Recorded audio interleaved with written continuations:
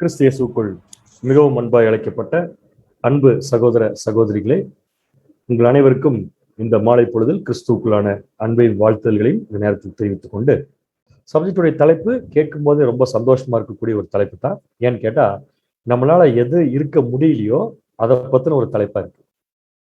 என்ன தலைப்புன்னு பார்க்கும்போது இங்கிலீஷ்ல வந்து how to be a rejoicing Christian அப்படின்னு சொல்லி கொடுத்துருக்காங்க. தமிழ்ல பார்க்கும்போது ஒரு மகிழ்ச்சியான கிறிஸ்தவனாக இருப்பது எப்படி அப்படிங்கிற ஒரு கேள்விக்கு பதில் சொல்லக்கூடிய ஒரு பாடமா இருக்கு. என்ன காரணம்னா, நம்ம எல்லாருமே எப்பொழுதுமே சந்தோஷமா இருக்குன்னு தான் நினைக்கிறோம். அது விசேஷமா சத்தியத்தில் இருக்கக்கூடிய பிள்ளைகளுக்கு கூட சந்தோஷம் அப்படிங்கிற விஷயத்தை வந்து இயேசு கிறிஸ்து நமக்கு கொடுத்துட்டு போயிருக்கார். சந்தோஷம், சமாதானம் இதெல்லாம் வந்து நமக்கு அவர் கொடுத்துட்டு போயிருக்கார். ஆனா அந்த சந்தோஷம் நம்ம கிட்ட இல்லைன்னு நம்ம சொல்ல முடியாது. இல்லைன்னு நம்ம சொல்ல முடியாது. அதே சமயத்துல அது எப்பவுமே இருக்கான்னு கேட்டா அதுவும் ஆமான்னு சொல்லி சொல்ல முடியாது. அப்படின்னு என்ன புரிஞ்சுக்கலாம்னா, நம்ம சில சமயங்கள சந்தோஷமா இருக்கிறோம். சந்தோஷமா இருக்கிற அந்த நேரங்கள் கொஞ்ச நேரம் போன உடனே என்ன ஆகுதுன்னு பாத்தீங்கன்னா, ஏதாவது ஒரு சம்பவம் நடக்கும், அல்லது யாரோ ஒருத்தர் பார்ப்போம், அல்லது ஏதாவது ஒரு பொருளை பார்ப்போம், அல்லது ஏதோ ஒரு காட்சியை பார்ப்போம், ஒரு கவலை வரும். உடனே என்னன்னு பாத்தீங்கன்னா நம்மளுடைய சந்தோஷம் நம்மளை விட்டு போயிடும். அப்ப நம்மளால என்ன பண்ண முடியறது இல்லைன்னா, தொடர்ச்சியா சந்தோஷமாக இருக்க முடியறது இல்லை அப்படிங்கிறது சரியான கருத்து. ஆனால் சத்தியத்தை தெரிந்து கொண்ட பிள்ளைகளா இருக்கக்கூடிய நாம எப்பொழுதுமே சந்தோஷமா இருக்கணுங்கிறது தான் தேவனுடைய சித்தம். அப்படி இருப்பதற்கு என்ன செய்யறது அப்படிங்கிறத பத்தி அப்போஸ்தலனாகிய பவுல் கொடுத்த ஒரு டீப் அனாலிசிஸ் அப்படின்னு சொல்லலாம். ஒரு ஆழ்ந்த ஒரு ஸ்டடி அப்படிங்கிற மாதிரி கூட நம்ம எடுத்துக்கலாம். ஸோ அதுக்காக அப்போஸ்தலனாகிய பவுல் எழுதின நிருபத்திலிருந்து நம்ம வந்து சப்ஜெக்ட் நம்ம வந்து பார்க்க போறோம். எப்படி பார்க்க போறோம்னா, நம்முடைய சந்தோஷம் நம்மகிட்ட இருக்கிறது, அது எப்படி திடீர்னு காணாம போகுது, அந்த சந்தோஷத்தை நம்ம எப்படி வந்து எப்பொழுதுமே தக்க வச்சுக்கிறது அப்படிங்கிறத அந்த சப்ஜெக்டுடைய ஒரு தலைப்பு. இந்த கேள்விக்கு விடை சொல்லக்கூடிய விஷயத்தை அப்போஸ்தலனாகிய பவுல் என்ன பண்ணியிருக்காருன்னா, பிலிப்பியருக்கு எழுதின நிருபத்துல அவர் வந்து இது கம்ப்ளீட்டா எழுதிட்டார். ஸோ பிலிப்பியர் நிருபத்தினுடைய பேரே பார்த்தீங்கன்னா எப்படித்தான் இருக்கும்னா, த லெட்டர் ஆஃப் ஜாய் அப்படின்னு சொல்லி இங்கிலீஷ்ல எழுதியிருப்பாங்க. இங்கிலீஷ்ல கமெண்டேட் பார்த்தீங்கன்னா தெரியும். சில பைபிள்கள்ல பிலிப்பியர் நிருபத்துக்கு பக்கத்துல எழுதியிருப்பாங்க, ஓப்பன் பைபிள் எல்லாம். த லெட்டர் ஆஃப் ஜாய் அப்படிங்கிற ஒரு பேர் என்ன பண்ணியிருப்பாங்க, அது கொடுத்துருப்பாங்க. அப்ப இது எப்படி எடுத்துக்கலாம்? சந்தோஷத்தின் ஒரு கடிதம் அப்படின்னு கூட நம்ம எடுத்துக்கலாம். இந்த கடிதத்துக்குள்ளதான் இப்ப நம்ம ஆரம்பத்துல கேட்ட கேள்வி என்னன்னு சொல்லி பார்க்கும்போது, தொடர்ச்சியாக ஒரு கிறிஸ்தவன் எப்படி சந்தோஷமாக இருப்பது, சந்தோஷம் ஏன் திடீர்னு காணாம போயிடுது, தொடர்ந்து எப்படி இருப்பது அப்படிங்கிறதுக்குரிய பதில அப்போஸ்தலனாகிய பவுல் இந்த புஸ்தகத்துக்கு எழுதி வச்சிருக்காரு.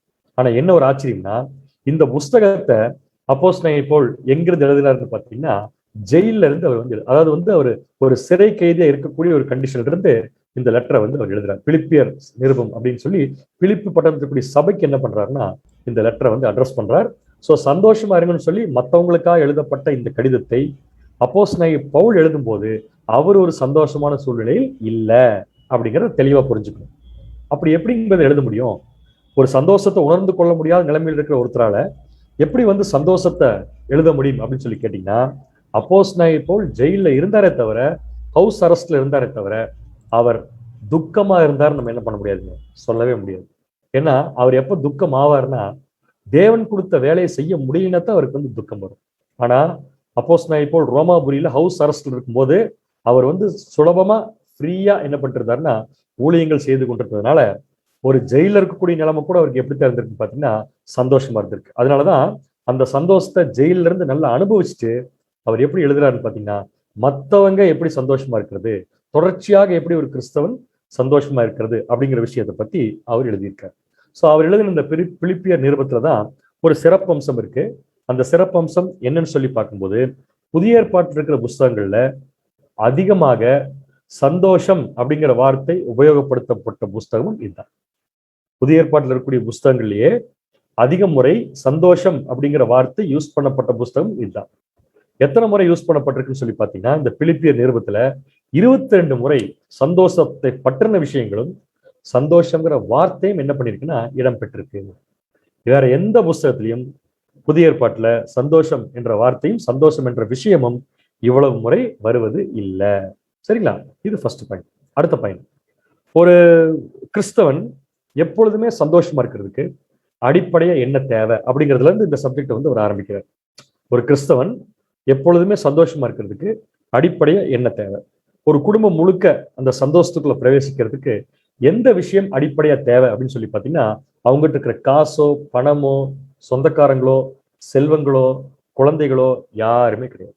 முதல்ல அந்த விஷயத்தை தெளிவா புரிஞ்சுக்கணும். அப்படின்னா ஒரு சந்தோஷம் அப்படிங்கிற விஷயம் நம்முடைய வாழ்க்கையில முற்றிலும் தொடர்ந்து வரணும்னா அதுக்கு என்ன தேவை அப்படிங்கிறத முதல் பாயிண்டா படிச்சுட்டு போனா தான் நமக்கு அது ஈஸியா இருக்கும்.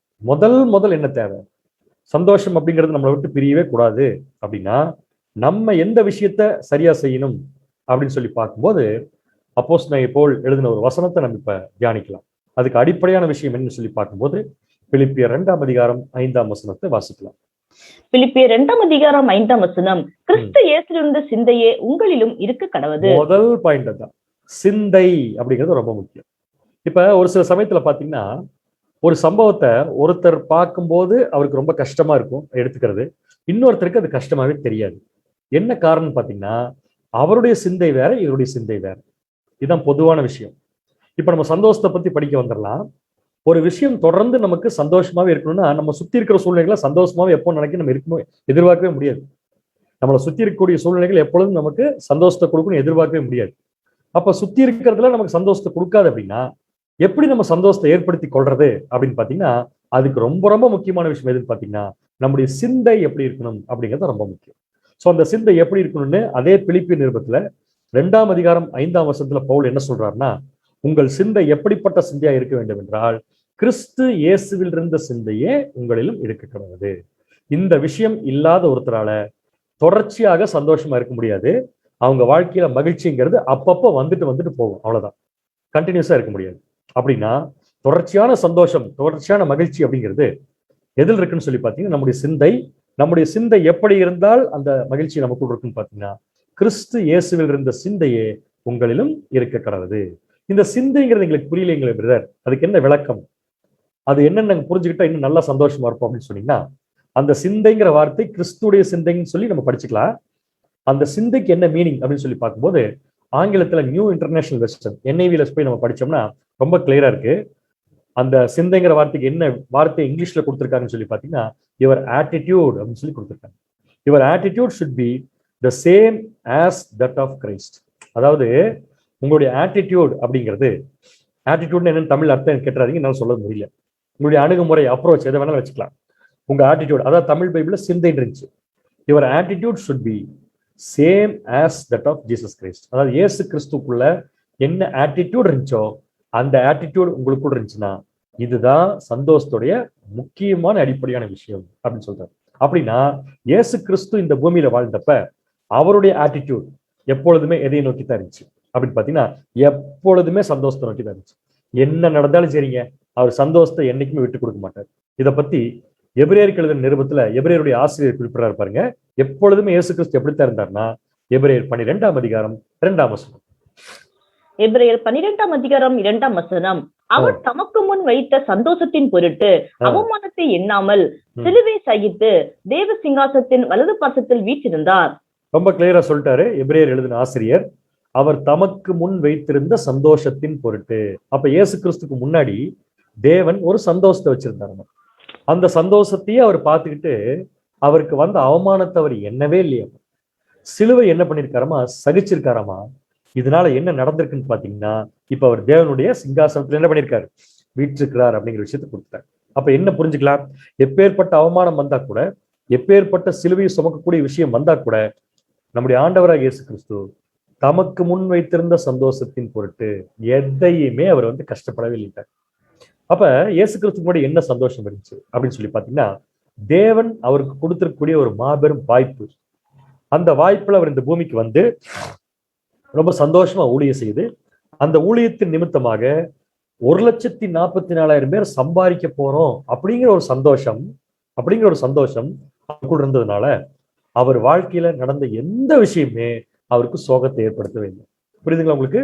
அப்ப ரொம்ப நாள் கழிச்சு கிடைக்க போற ஒரு சந்தோஷத்துக்காக தன் வாழ்க்கையில எப்பேற்பட்ட சோதனைகள் நடந்தாலும், சூழ்நிலைகள் வந்தாலும் வருத்தமே படாம சந்தோஷமா இருந்தது தான் நம்முடைய ஆண்டவராக இயேசு கிறிஸ்து. இப்ப யோசிச்சு பாருங்க, அந்த சிந்தை தான் இப்ப யாருக்குள்ளேயும் இருக்கணுமா, நமக்குள்ள இருக்கணும். புரியுதுங்களா உங்களுக்கு? சோ கிறிஸ்து இயேசுவில் இருந்த சிந்தையே உங்களிலும் இருக்க கடவுது. சோ இப்ப நம்ம என்ன பண்ண போறோம், இந்த சிந்தை நமக்குள்ள இருக்கிறதுக்கு நமக்கு என்னென்ன இடைஞ்சல்கள் இருக்குது, அதை எப்படி ஓவர் கம் பண்றது அப்படின்னு தான் படிக்க போறோம். ஸோ இந்த சிந்தை தான் முக்கியம், நமக்கு தெரிஞ்சிருச்சு. எப்பொழுதும் சந்தோஷமா இருக்கிறதுக்கு இந்த சிந்தை யாருடைய சிந்தை மாதிரி இருக்கணும்னா நம்முடைய ஆண்டவருடைய சிந்தை மாதிரி இருக்கணும். நம்முடைய ஆண்டவருடைய சிந்தை எப்பவுமே எப்படி இருந்துச்சுன்னா, அவமானத்தை கூட அவரு நினைச்சு கூட பார்க்கல, சிலுவையை சகிச்சாரு. ஏன்னு கேட்டா தமக்கு முன் வைத்திருந்த சந்தோஷம். ஸோ அந்த சந்தோஷத்துக்காக நம்முடைய ஆண்டவர் எதையும் இழப்பதற்கு தயாரா இருக்கு. அந்த ஆட்டிடியூட் தான் இப்ப நமக்குள்ள இருக்கு. சரிங்களா? ஸோ அந்த சேம் ஆட்டிடியூட் அப்படிங்கிறது நம்ம கிட்ட இருக்கு, இல்லைன்னு நம்ம சொல்ல முடியாது. அந்த சேம் ஆட்டிடியூட் அப்படிங்கிறது நமக்குள்ள இருக்கு, இல்லைன்னு சொல்ல முடியாது. ஆனா அந்த ஆட்டிடியூட் சில சமயங்கள்ல நம்மளை விட்டு காணாம போயிடுது. சில சமயங்கள்ல நம்மளை விட்டு காணாம போயிருது, அப்புறம் திருப்பி வந்துருது. அந்த ஆட்டிடியூட் நம்ம கிட்ட இருக்கிறப்ப சந்தோஷமா இருக்கிறோம். அந்த ஆட்டிடியூட் நம்மளை விட்டு பிரிஞ்சு போயிடுச்சு, காணாம போயிடுச்சுன்னா மறுபடியும் சந்தோஷத்தை இழக்கிறோம். அந்த ஆட்டிடியூட் திரும்பி வந்துருச்சுன்னா மறுபடியும் நம்ம எதுக்குள்ள போயிடறோம்னா சந்தோஷத்துக்குள்ள போயிடுறோம். அப்படின்னா என்ன நடக்குது? நம்ம கிட்ட இருக்கு, ஆனா காணாம போயிடுது. நம்ம கிட்ட இருக்கிற ஒண்ணு காணாம போகுதுன்னா நம்ம கிட்ட இருக்கிறத யாரோ திருடன் வந்து என்ன பண்ணிட்டு இருக்கான், நம்மள அதை வந்து நம்ம கிட்ட இருந்து தெரியாம எடுத்துக்கிறாங்க. அப்படின்னா நம்முடைய சந்தோஷத்தை சில திருடர்கள் என்ன பண்றாங்கன்னு பாத்தீங்கன்னா பறித்து கொள்கிறார்கள், நம்ம கிட்ட இருந்து எடுத்துக்கிறாங்க. அதனால இயேசு கிறிஸ்துடைய சிந்தை நமக்குள்ள எப்பொழுதும் இருப்பதில்லை. எப்பப்பெல்லாம் திருட வந்து திருடிட்டு போறானோ அப்பப்பெல்லாம் நம்முடைய சந்தோஷம் காணாம போகுது. அப்படின்னா நம்முடைய சந்தோஷத்தை திருடக்கூடிய திருடர்கள் யார்? நம்முடைய சந்தோஷத்தை திருடக்கூடிய திருடர்கள் யார்? 4 திருடர்கள் இருக்கிறாங்க. 4 திருடர்கள் இருக்கிறாங்க.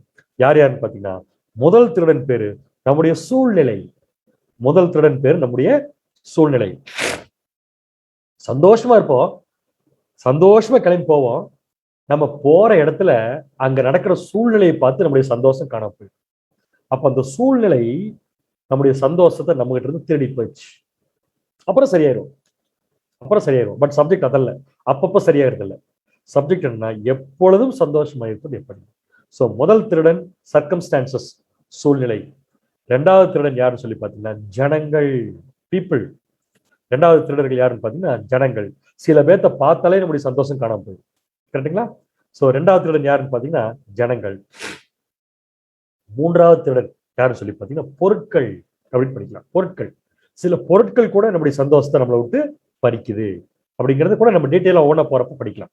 அடுத்தது 4வது திருடன் யாருன்னு சொல்லி பாத்தீங்கன்னா நம்முடைய கவலை. இந்த 4 திருடர்கள் தான் அப்பப்ப வந்து நமக்கு தெரியாம நம்முடைய சந்தோஷத்தை நம்ம கிட்ட இருந்து திருடிட்டு போறதுனால, இவங்க திருடிட்டு போய் வச்சிருக்கிற வரைக்கும் நம்முடைய சந்தோஷம் நம்மளை விட்டு போயிருது. நம்ம மகிழ்ச்சியா இருப்பதில்லை. ஆனால் மகிழ்ச்சியா இருக்கணும்னா இந்த 4 திருடர்கிட்ட இருந்து நாம் நம்முடைய சிந்தையை காப்பாற்றிக் கொள்ள வேண்டும். இந்த 4 திருடர்கிட்ட இருந்து நம்முடைய சிந்தையை நாம் காப்பாற்றிக் கொள்ள வேண்டும். இப்ப கேள்வி என்ன வரும்னா, இந்த 4 திருடர்கிட்ட இருந்து நாம நம்மளை எப்படி காப்பாத்திக்கிறது? இந்த 4 திருடர்கிட்ட இருந்து நாம நம்மளை எப்படி காப்பாத்திக்கிறது? அப்படி காப்பாத்திட்டோம்னா சந்தோஷம் தொடர்ந்து நம்ம கிட்ட இருக்கும். அப்போஸ்தலனாகிய பவுல் சொன்ன வசனம் நம்முடைய வாழ்க்கையில் நிறைவேறும். சந்தோஷமா இருங்கள் என்று சொல்கிறேன், மறுபடியும் சொல்லுகிறேன், நீங்க எப்படித்தான் இருக்கணும்? சந்தோஷமா இருங்கள் என்ற வார்த்தை நம்முடைய வாழ்க்கையில் நடக்கணும்னா இந்த 4 திருடர்கிட்ட இருந்து நாம் நம்மளை காப்பாற்றிக் கொள்ள வேண்டும். 4 பேர் யாரு? ஒன்னு சர்க்கம்ஸ்டான்சஸ், சூழ்நிலைகள். 2வது பீப்புள், ஜனங்கள். 3வது திங்ஸ், பொருட்கள். 4வது ஒரிஸ், நம்முடைய கவலைகள். இந்த 4 திருடர்கிட்ட இருந்து நம்மளை நம்ம காப்பாத்திக்கிறதுக்காகத்தான் அப்போஸ்தலனாகிய பவுல் பிலிப்பியர் நிருபத்துல 4 சாப்டர் வச்சிருக்காரு. இந்த 4 திருடர்கிட்ட இருந்து நாம் நம்மளை காப்பாத்திக்கிறதுக்காகத்தான் அப்போஸ்தலனாகிய பவுல் பிலிப்பியர் நிருபத்துல 4 சாப்டர் வச்சிருக்காரு. இந்த 4 சாப்டருமே பிலிப்பியர் நிருபத்துல எதைதான் சொல்லுதுன்னு பாத்தீங்கன்னா, எப்படி ஒரு கிறிஸ்தவன் மகிழ்ச்சியாக தொடர்ந்து இருப்பது என்பதை சொல்லுகிறது. இப்ப கேள்வி கேட்கலாம், எதுக்கு சந்தோஷமா இருக்கிறத பத்தி சொல்றதுக்கு 4 சாப்டர்? ஏன்னா நம்ம சந்தோஷத்தை பறிக்கிறது 4 திருடர்கள். 4 திருடர்கிட்ட இருந்து நம்மளை காப்பாத்துறதுக்கு 4 சாப்டர்னா, ஒவ்வொரு சாப்டரும் எதுக்குன்னு பாத்தீங்கன்னா ஒவ்வொரு திருடன்கிட்ட இருந்து நாம் நம்மளை காப்பாத்திக்கிறது.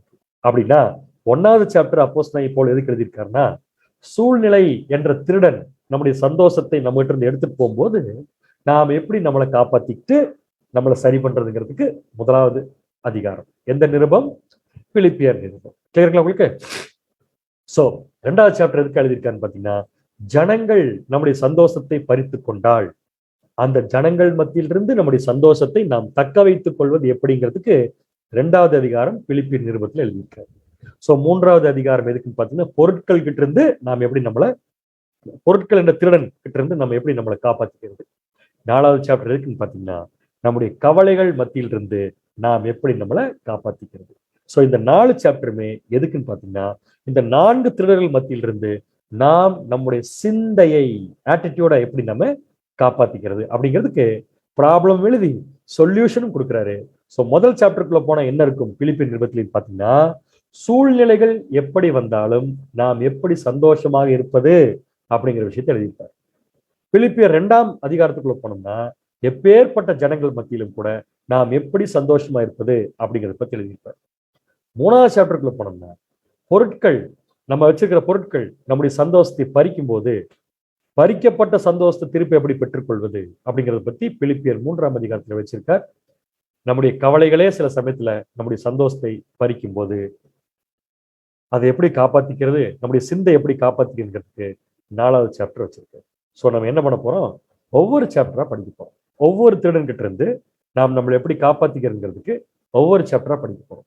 சோ முதல்ல எந்த சாப்டருக்குள்ள போறோம்னா, பிலிப்பியர் 1ஆம் அதிகாரத்துக்குள்ள போறோம். இதுக்குள்ள எந்த விஷயத்தை பத்தி பவுல் எழுதியிருப்பாரு, சூழ்நிலை சர்க்கம்ஸ்டான்சஸ் அப்படிங்கிற ஒரு திருடன் நம்முடைய சந்தோஷத்தை நம்ம கிட்ட இருந்து பறிக்கும் போது நாம் எப்படி தொடர்ந்து சந்தோஷமா இருப்பது. இப்ப இதுக்கு ஒரு பிராக்டிக்கல் விளக்கத்தை பார்க்கலாம்.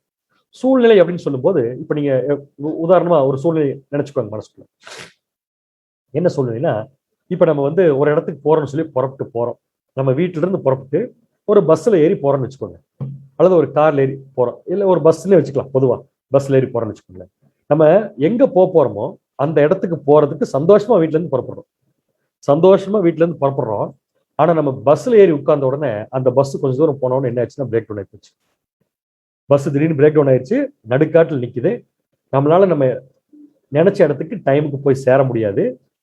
ஆட்டோமேட்டிக்கா அந்த சூழ்நிலை என்ன பண்ணுதுன்னா, நம்ம வீட்டுல இருந்து புறப்பட்டு வந்த சந்தோஷத்தை அது நம்ம கிட்ட இருந்து பறிச்சிருச்சு. புரியுதா உங்களுக்கு சொல்றது? நம்ம வீட்டுல இருந்து சந்தோஷமா வந்தோம், நம்ம ஏறின பஸ் பிரேக் டவுன் ஆகி நின்றுச்சு. இப்ப அந்த சூழ்நிலை, பஸ் பிரேக் டவுன் ஆகி நின்று அந்த சூழ்நிலை நம்முடைய சந்தோஷத்தை நம்ம கிட்ட இருந்து பறிச்சிருச்சு. இப்ப எல்லாரும் துக்கமா உட்காந்துருப்போம். இந்த சமயத்துலதான் நம்ம என்ன பண்ணணும், அப்படி பஸ்ஸே பிரேக் டவுன் ஆனாலும் சரி, எப்படி நம்ம சந்தோஷமா இருப்பது அப்படிங்கிறதுக்காக அப்போஸ்தலனாகிய பவுல் எழுதின நிருபம் தான் பிலிப்பியர் 1ஆம் அதிகாரம். பிலிப்பியர் 1ஆம் அதிகாரம். சோ இந்த 1ஆம் அதிகாரத்துல இந்த பிரச்சனைக்கு முதல்ல மருந்து என்னன்னு சொல்றாரு. என்ன பிரச்சனை? சூழ்நிலை ரொம்ப மோசமா போச்சு, நான் எதிர்பார்த்து வந்த சந்தோஷமான சூழ்நிலை அங்க இல்ல. இப்ப என் சந்தோஷம் இந்த சூழ்நிலையை பார்த்து காணாம போயிடுச்சு, திருடிட்டு போயிடுச்சு சூழ்நிலை. இப்ப எப்படி நான் இந்த சூழ்நிலை எனக்கு சாதகமா இல்லாட்டி கூட சந்தோஷமா இருக்குங்கிறதுக்கு மருந்து என்ன அப்படின்னு சொல்லி பாத்தீங்கன்னா, என்னன்னு சொல்லி பாத்தீங்கன்னா, சிந்தை தான் மருந்து. எந்த சிந்தை மருந்துன்னா, சிங்கிள்னஸ் ஆஃப் மைண்ட். ஞாபகம் வச்சுக்கோங்க, ஒவ்வொரு ப்ராப்ளத்துக்கும் ஒரு மருந்து, ஒவ்வொரு ப்ராப்ளத்துக்கும் ஒரு மருந்து. அந்த மருந்து சிந்தையோட சம்பந்தப்பட்ட விஷயமா தான் இருக்கும். ஏன்னா சிந்தை தான் இப்ப நம்ம சந்தோஷத்துல வெளியே கொண்டு போயிடும். ஏன்னா கிறிஸ்திய சூழல சிந்தை நம்ம இருக்கிறது இல்லை சில சமயத்துல. சோ என்ன மருந்து அப்படின்னு சொல்லி பாத்தீங்கன்னா, சிங்கிள்னஸ் ஆஃப் மைண்ட் அப்படிங்கிற மருந்தை கொடுத்துருக்காரு. தமிழ்ல சொல்ல போனா ஒரே மனநிலைமை அப்படின்னு என்ன புரிஞ்சுக்கலாம்? சூழ்நிலை எத்தனை வந்தாலும் சரி, சூழ்நிலை எப்படி இருந்தாலும் சரி, நாம் எப்பேற்பட்ட சூழ்நிலைக்குள்ள போனாலும் சரி, ஒரே மனநிலைமையில் இருந்தோம்னா நம்முடைய சந்தோஷம் நம்மளை விட்டு என்ன ஆகாதுங்க, பறி போகாது. இதுதான் மருந்து. சோ நம்மளை சுத்தி எந்த விஷயம் நடந்தாலும் சரி, நம்ம மனசுக்குள்ள என்ன மனநிலைமை இருக்கோ அந்த மனநிலைமை மாறாம இருந்துச்சுன்னா, அந்த ஒரே மனநிலைமை நமக்கு இருந்துச்சுன்னா, நம்முடைய சந்தோஷம் நம்மளை விட்டு என்ன ஆகாதுங்க, பறிக்கவே படாது அப்படிங்கிறது கிளியரா புரிஞ்சுக்கலாம். புரியுது உங்களுக்கு? சோ அப்படின்னா அந்த ஒரே மனநிலைமை எப்படி நாம வச்சுக்கிறது அப்படிங்கிறத பத்தி அப்போஸ்தலனாகிய பவுல் 1ஆம் அதிகாரத்துல ஃபுல்லா எழுதியிருக்காரு. நம்ம ஃபுல்லா படிக்க போறதுல சின்ன சின்ன பாயிண்ட்ஸ் மட்டும் படிச்சுட்டு அப்புறம் நீங்க வீட்டுல உட்கார்ந்து தனியா படிச்சுக்கோங்க. சோ இப்ப நம்ம சூழ்நிலைகள், மனநிலைமை அப்படின்னு சொல்லிட்டோம் இல்லையா? மனநிலைமைக்கு காரணமே நம்முடைய சூழ்நிலை தான். சூழ்நிலை மாறும்போது மனநிலைமை மாறிடுச்சு. இப்ப அதை காப்பாத்துறதுக்கு மருந்து ஒரே மனநிலைமை.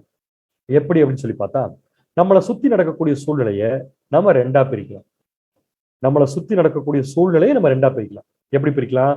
Situations under our control, situation not in our control.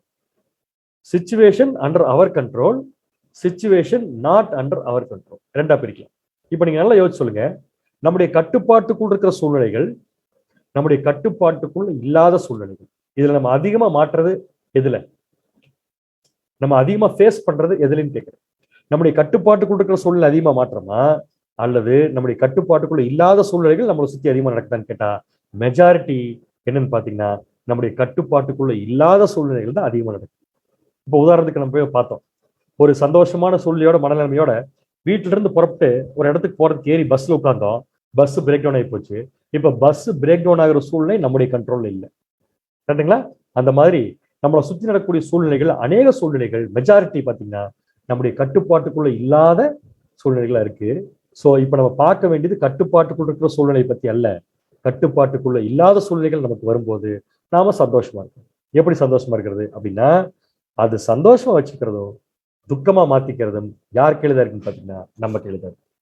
சூழ்நிலை மாறவே மாறாது. ஆனா நம்முடைய மனநிலைமை ஒண்ணா இருந்துச்சுன்னா எந்த சூழ்நிலையிலும் நாம் சந்தோஷமா இருப்போம். சூழ்நிலை மாறவே மாறாது, அது நடந்துட்டு தான் இருக்கும், நம்ம கண்ட்ரோல்லையும் இருக்காது. ஆனா அதுல சந்தோஷமா இருக்கிறதும் சந்தோஷத்தை இழப்பதும் நம்முடைய கண்ட்ரோல்ல தான் இருக்கு. ஏன்னு கேட்டா மனநிலைமை நம்மளோடது, சூழ்நிலை வேற ஒருத்தரோடது, மனநிலைமை நம்மளோடது. இப்ப எந்த சூழ்நிலை வந்தாலும் எப்படி சந்தோஷமா இருக்கிறதுனா நம்முடைய மனநிலைமையில ஒரே மனநிலைமை இருக்க வேண்டும். ஸோ அப்படி இருந்தா அன்ஹாப்பி எடுத்துட்டு நம்ம எப்படி இருக்கலாம்னா ஹாப்பியா இருக்கலாம். இப்ப நீங்க கேள்வி கேட்கலாம், அந்த ஒரே மனநிலைமை என்ன? அந்த ஒரே மனநிலைமை நமக்கு இருந்துச்சுன்னா எத்தனை சூழ்நிலைகள் இருந்தாலும் நம்ம சந்தோஷமா தான் இருக்கும். அப்படி நம்மள எப்பொழுதுமே சந்தோஷமா வச்சுக்கிற நம்முடைய மனநிலைமை என்னன்னு சொல்லி கண்டுபிடிச்சாச்சுன்னா அதை நம்ம வச்சுக்கிட்டோம்னா என்ன சூழ்நிலை நடந்தாலும் நம்ம சந்தோஷமா தான் இருப்போம். அந்த ஒரே சூழ்நிலை, ஒரே ஆட்டிடியூட், ஒரே மனநிலைமை என்னன்னு சொல்லி பாத்தீங்கன்னா, சூழ்நிலை எத்தனை வந்தாலும் எப்பொழுதும் சந்தோஷமா இருப்பதற்கு தேவையான அந்த ஒரே ஆட்டிடியூட், மனநிலைமை என்னன்னு சொல்லி கேட்டீங்கன்னா, அப்போஸ்தலனாகிய பவுல் 1ஆம் அதிகாரத்துக்குள்ள சொல்யூஷன் வச்சிருக்கார். என்னன்னு கேட்டா இதுதான் அந்த மனநிலைமை. இந்த வசனத்தை தெரியாதவங்களே கிடையாது. இந்த வசனத்துடைய ஆரம்பத்தை எடுத்து ஒரு போதகர் போதிக்க ஆரம்பிச்சாருன்னா கடைசியா முடிக்கிறது யாருன்னு பாத்தீங்கன்னா ஜனங்களா தான் இருப்பாங்க. ஏன்னா அந்த அளவுக்கு மனப்பாடமாயி போச்சு இந்த வசனம். இது எதுக்காக எழுதப்பட்டிருக்குன்னா, சூழ்நிலைகள் எத்தனை வந்தாலும் நம்முடைய மனநிலைமை மாறாமல் இருக்கணும்னா அந்த மாறாத மனநிலைமைக்கு என்ன தேவைங்கிறதா இந்த வசனம். வாசிங்க, பிலிப்பியர் 1ஆம் அதிகாரம் 21ஆம் வசனம். பிலிப்பியர் 1ஆம் அதிகாரம் 21ஆம் வசனம். கிறிஸ்து எனக்கு ஜீவன், சாவு எனக்கு ஆதாயம். அருமையான வசனங்க. இது மனப்பாடம் எல்லாத்துக்குமே தெரியும், ஆனா விளக்கம் கேட்டா ஒருத்தருக்கும் தெரியறது இல்லை. கிறிஸ்து எனக்கு ஜீவன், சாவு எனக்கு ஆதாயம் அப்படின்னு சொல்லி போட்டிருப்பாங்க. இதோடைய விளக்கத்தை இன்னைக்கு நம்ம படிச்சோம்னா, இந்த விளக்கமே எதுக்குன்னா நம்முடைய மனநிலைமை இப்படித்தான் இருக்கணுங்கிறதுக்காக தான் இந்த விளக்கம். எதுக்காக நம்முடைய மனநிலைமை இப்படி இருக்கணும்? சூழ்நிலைகள் எத்தனை வந்தாலும் நான் சந்தோஷமா இருக்கணும்னா எனக்கு இந்த மனநிலைமை தான் இருக்கணும். அந்த இந்த மனநிலைமை என்னன்னு சொல்லி கேட்டீங்கன்னா, கிறிஸ்து எனக்கு ஜீவன், சாவு எனக்கு ஆதாயம். கொஞ்சம் இங்கிலீஷ்ல வாசிச்சுட்டு 2-3 வெர்ஷன்ஸ் பார்த்து அப்புறம் விளக்கத்துக்குள்ள போகலாம்.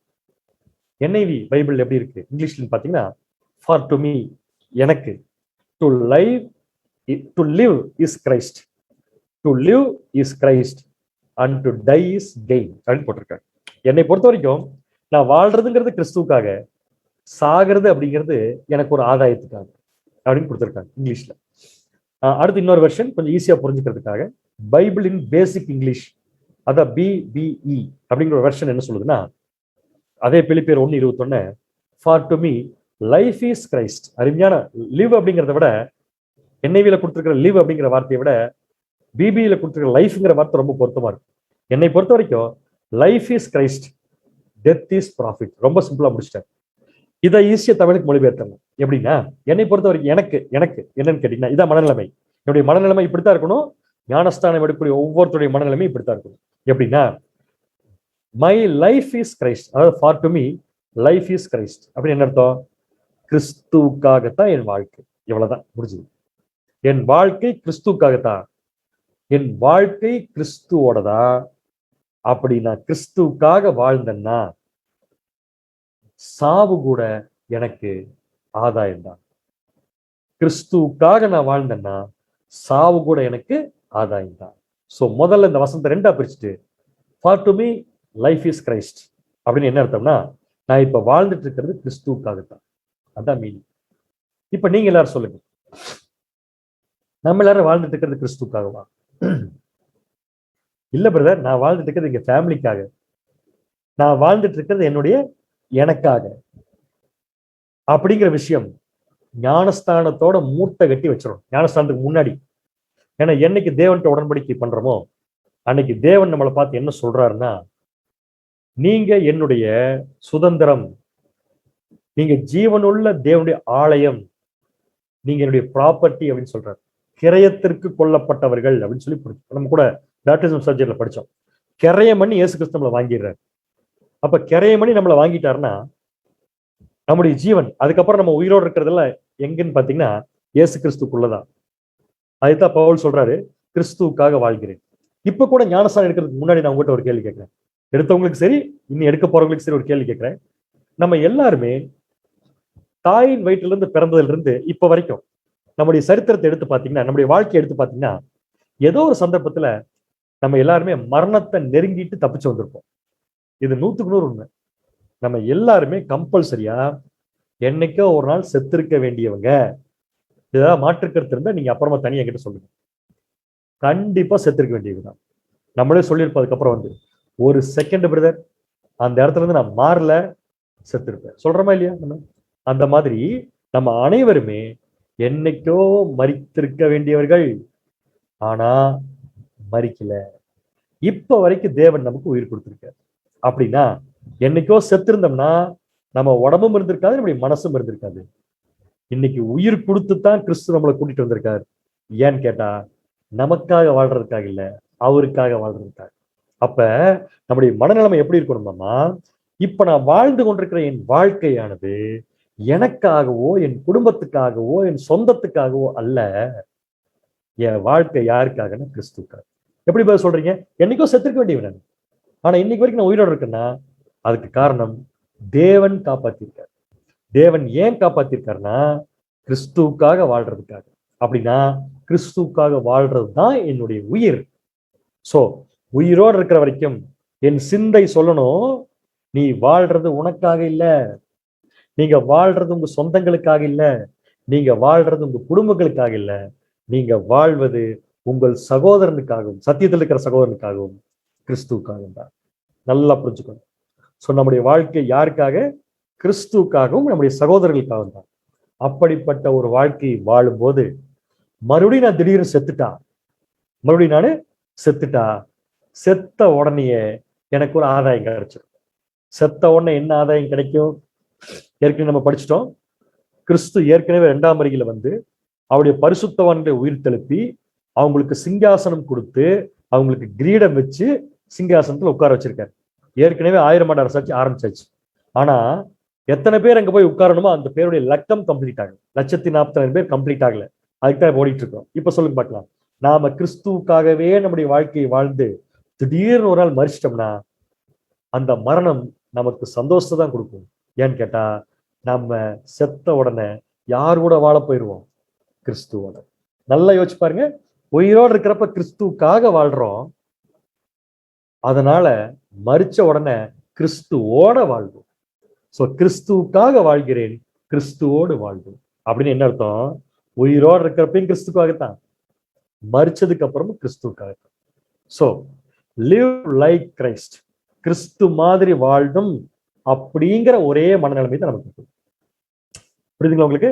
அந்த ஒரே மனநிலைமை நமக்கு என்ன என்கரேஜ் பண்ணுதுன்னா, நீ இப்ப செத்தா கூட, இப்ப மரிச்சா கூட கிறிஸ்து விட்டு பிரிய மாட்டேன், இன்னும் கிறிஸ்துவோட நெருங்கத்தான் செய்வீங்க. எப்படி பிரதர் சொல்றீங்க? ஆமா, இப்ப கிறிஸ்து விட்டு தூரமா இருக்கிறோம். அவர் ஆவின் சரீரத்தில் இருக்காரு, நம்ம மாம்ச சரீரத்தில் இருக்கிறோம். ஆனா கிறிஸ்துக்காக வாழ்ந்துட்டு இருக்கிறோம். உண்மைதானது? அந்த மனநிலைமை நமக்கு வந்துடணும். நான் கிறிஸ்துக்காக தான் வாழ்றேன். அப்படி கிறிஸ்துக்காக வாழ்ந்துட்டு இருக்கும்போது நமக்கு டிஸ்டன்ஸ் இருக்கு இன்னும் கிறிஸ்துவுக்கு நமக்கும். ஆனா அந்த மாம்சத்துல வாழ்ற வாழ்க்கை திடீர்னு ஒரு நாள் முடிவுக்கு வந்துருச்சுன்னா, மறிச்சிட்டோம்னா யாரும் அழுகக்கூடாது. ஏன்னா நம்ம கிறிஸ்துவோட என்ன ஆயிட்டோம்? நெருங்கிட்டோம்.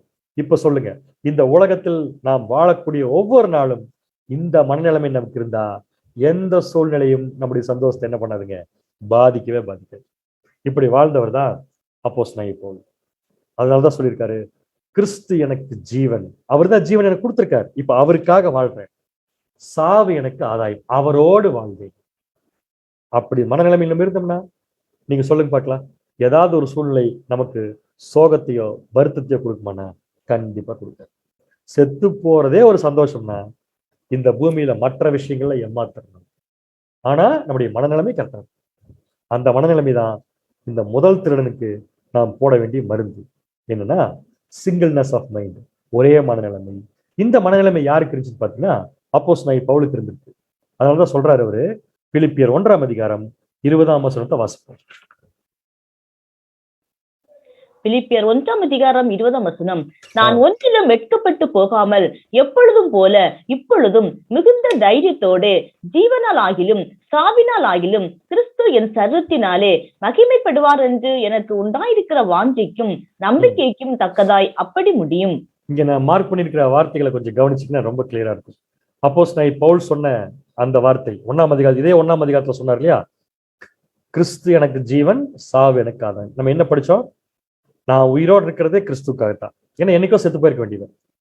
நான் இப்ப மறுபடியும் செத்து போயிட்டா கிறிஸ்துவோட போய் சேர்ந்துருவேன். சோ ஜீவன் இல்லாட்டி மரணம், இந்த 2 தாங்க ஒரு மனுஷனுடைய வாழ்க்கையில மிகப்பெரிய மாற்றம். இந்த 2 விஷயத்திலுமே பவுல் எப்படி இருக்காராமா, ஜீவனால் ஆகிலும் சாவினால் ஆகிலும் கிறிஸ்து என் சரீரத்தினாலே மகிமைப்படுவார். இந்த மனநிலைமை நமக்கு இருக்கும். ஜீவனோடு இருந்தாலும் என் சரீரத்தின் மூலம் கிறிஸ்து மகிமைப்பட வேண்டும். எனக்கு மரணமே வந்தாலும் அந்த மரணத்தை பார்த்து கிறிஸ்து மகிமைப்படும். மற்ற ஜனங்கள் நான் உயிரோடு இருக்கிறப்பையும் கிறிஸ்துவ மகிமைப்படுத்தணும் என்னை பார்த்து. நான் மரிக்கும் போதும் என்னுடைய மரணத்தை பார்த்து மற்ற ஜனங்கள் கிறிஸ்துவை மகிமைப்படுத்தணும். இந்த விஷயத்துக்கு பேர் தான் சிங்கிள்னஸ் ஆஃப் மைண்ட், ஒரே மனநிலைமை. ஸோ கிறிஸ்து கிறிஸ்து கிறிஸ்து கிறிஸ்து அப்படிங்கிற அந்த மைண்டு தான் நமக்கு என்ன அட்வான்டேஜா கொடுக்குதுன்னு பாத்தீங்கன்னா, சூழ்நிலைகள் எத்தனை வந்தாலும் நம்முடைய சந்தோஷத்தை நம்மளோட என்ன பண்ணாதீங்க, பறிக்காது. இதுக்கு பெஸ்ட் எக்ஸாம்பிள் பவுல் தான். ஜெயிலில் உட்கார்ந்து எழுதிட்டு இருக்காரு. ஆனா ஜெயிலில் உட்கார்ந்து எழுதுற லெட்டருடைய டாபிக் என்னன்னா சந்தோஷம். நம்மளால முடியுமா? ஆனா ஏன் அப்போஸ்தலனாகிய பவுலால முடியுதுன்னு சொல்லி பாத்தீங்கன்னா இந்த வசனம் தான். நான் உயிரோடு இருந்தாலும் சரி மரிச்சாலும் சரி கிறிஸ்து எனக்கு ஜீவன், சாவு எனக்கு ஆதாயம். எந்த சிச்சுவேஷன் இருந்தாலும் சரி என் மைண்டு ஒன்னாத்தான் இருக்கும். அந்த ஒரே மைண்ட் என்னன்னா கிறிஸ்துடைய மைண்டு. அந்த கிறிஸ்துடைய மைண்ட் என்ன சொல்லுதுன்னா, நான் உயிரோடு இருந்தாலும் செத்தாலும் எதை பத்தியும் கவலைப்பட மாட்டேன். ஏன்னா நான் எனக்காக வாழல, கிறிஸ்துக்காக வாழ்கிறேன். எனக்காக வாழல, கிறிஸ்துக்காக வாழ்கிறேன். நான் மரிச்சாலும் கிறிஸ்துவோட போய் வாழ்வேன் அப்படிங்கிற எண்ணம் யாருக்கு இருக்கோ அவங்க இந்த பூமியில எந்த சூழ்நிலை வந்தாலும் அவங்க சந்தோஷம் அவங்களை விட்டு என்ன ஆகாதுங்க, போகவே போகாது. இது எழுதுற அப்போஸ்தலன் போல் ஜெயிலில் உட்கார்ந்து எழுதிட்டு இருக்கும்போது ஒருவேளை இந்த விஷயத்தை விட்டுட்டு, அதாவது கிறிஸ்துக்காக வாழ்கிறேன், கிறிஸ்துவோட வாழ்கிறேங்கிற கான்செப்ட் விட்டுட்டு ஜெயில இருந்து எப்படி வெளியே போலாம் அப்படின்னு சொல்லி பிளான் பண்ணியிருந்தாருன்னு வச்சுக்கோங்களேன். ஜெயில இருந்து சீக்கிரமா எப்படி வெளியே போலாம், அல்லது ஜெயில இருந்து எப்படி தப்பிச்சு வெளியே போலாம் அப்படின்னு நினைச்சிருந்தாருன்னா இந்த வசனத்தை எழுதுறதுக்கு வாய்ப்பே இல்லை. ஏன்னா அவருடைய சிந்தை எங்க போயிடுச்சு, வேற பக்கம் போயிடுச்சு, உலகத்துக்கு போயிடுச்சு. அப்ப அந்த ஒரே சிந்தை அவருக்கு இருக்காது. ஸோ அந்த ஒரே சிந்தை அவர் என்ன பண்ண வைக்குதுன்னா, துக்கமான ஒரு சூழ்நிலை கூட மற்றவங்களை சந்தோஷமா வச்சுக்கிறது எப்படிங்கிற லெட்டர் எழுத வைக்குது. அந்த விஷயம் என்னன்னா, கிறிஸ்துக்காக வாழ்கிறேன், கிறிஸ்துவோட வாழ்கிறேன். புரியுதுங்களா உங்களுக்கு? ஸோ இந்த விஷயம் நமக்குள்ளேயும் இருந்துச்சுன்னா நம்முடைய சந்தோஷத்தை நம்மளை விட்டு யாருமே பறிக்க முடியும்.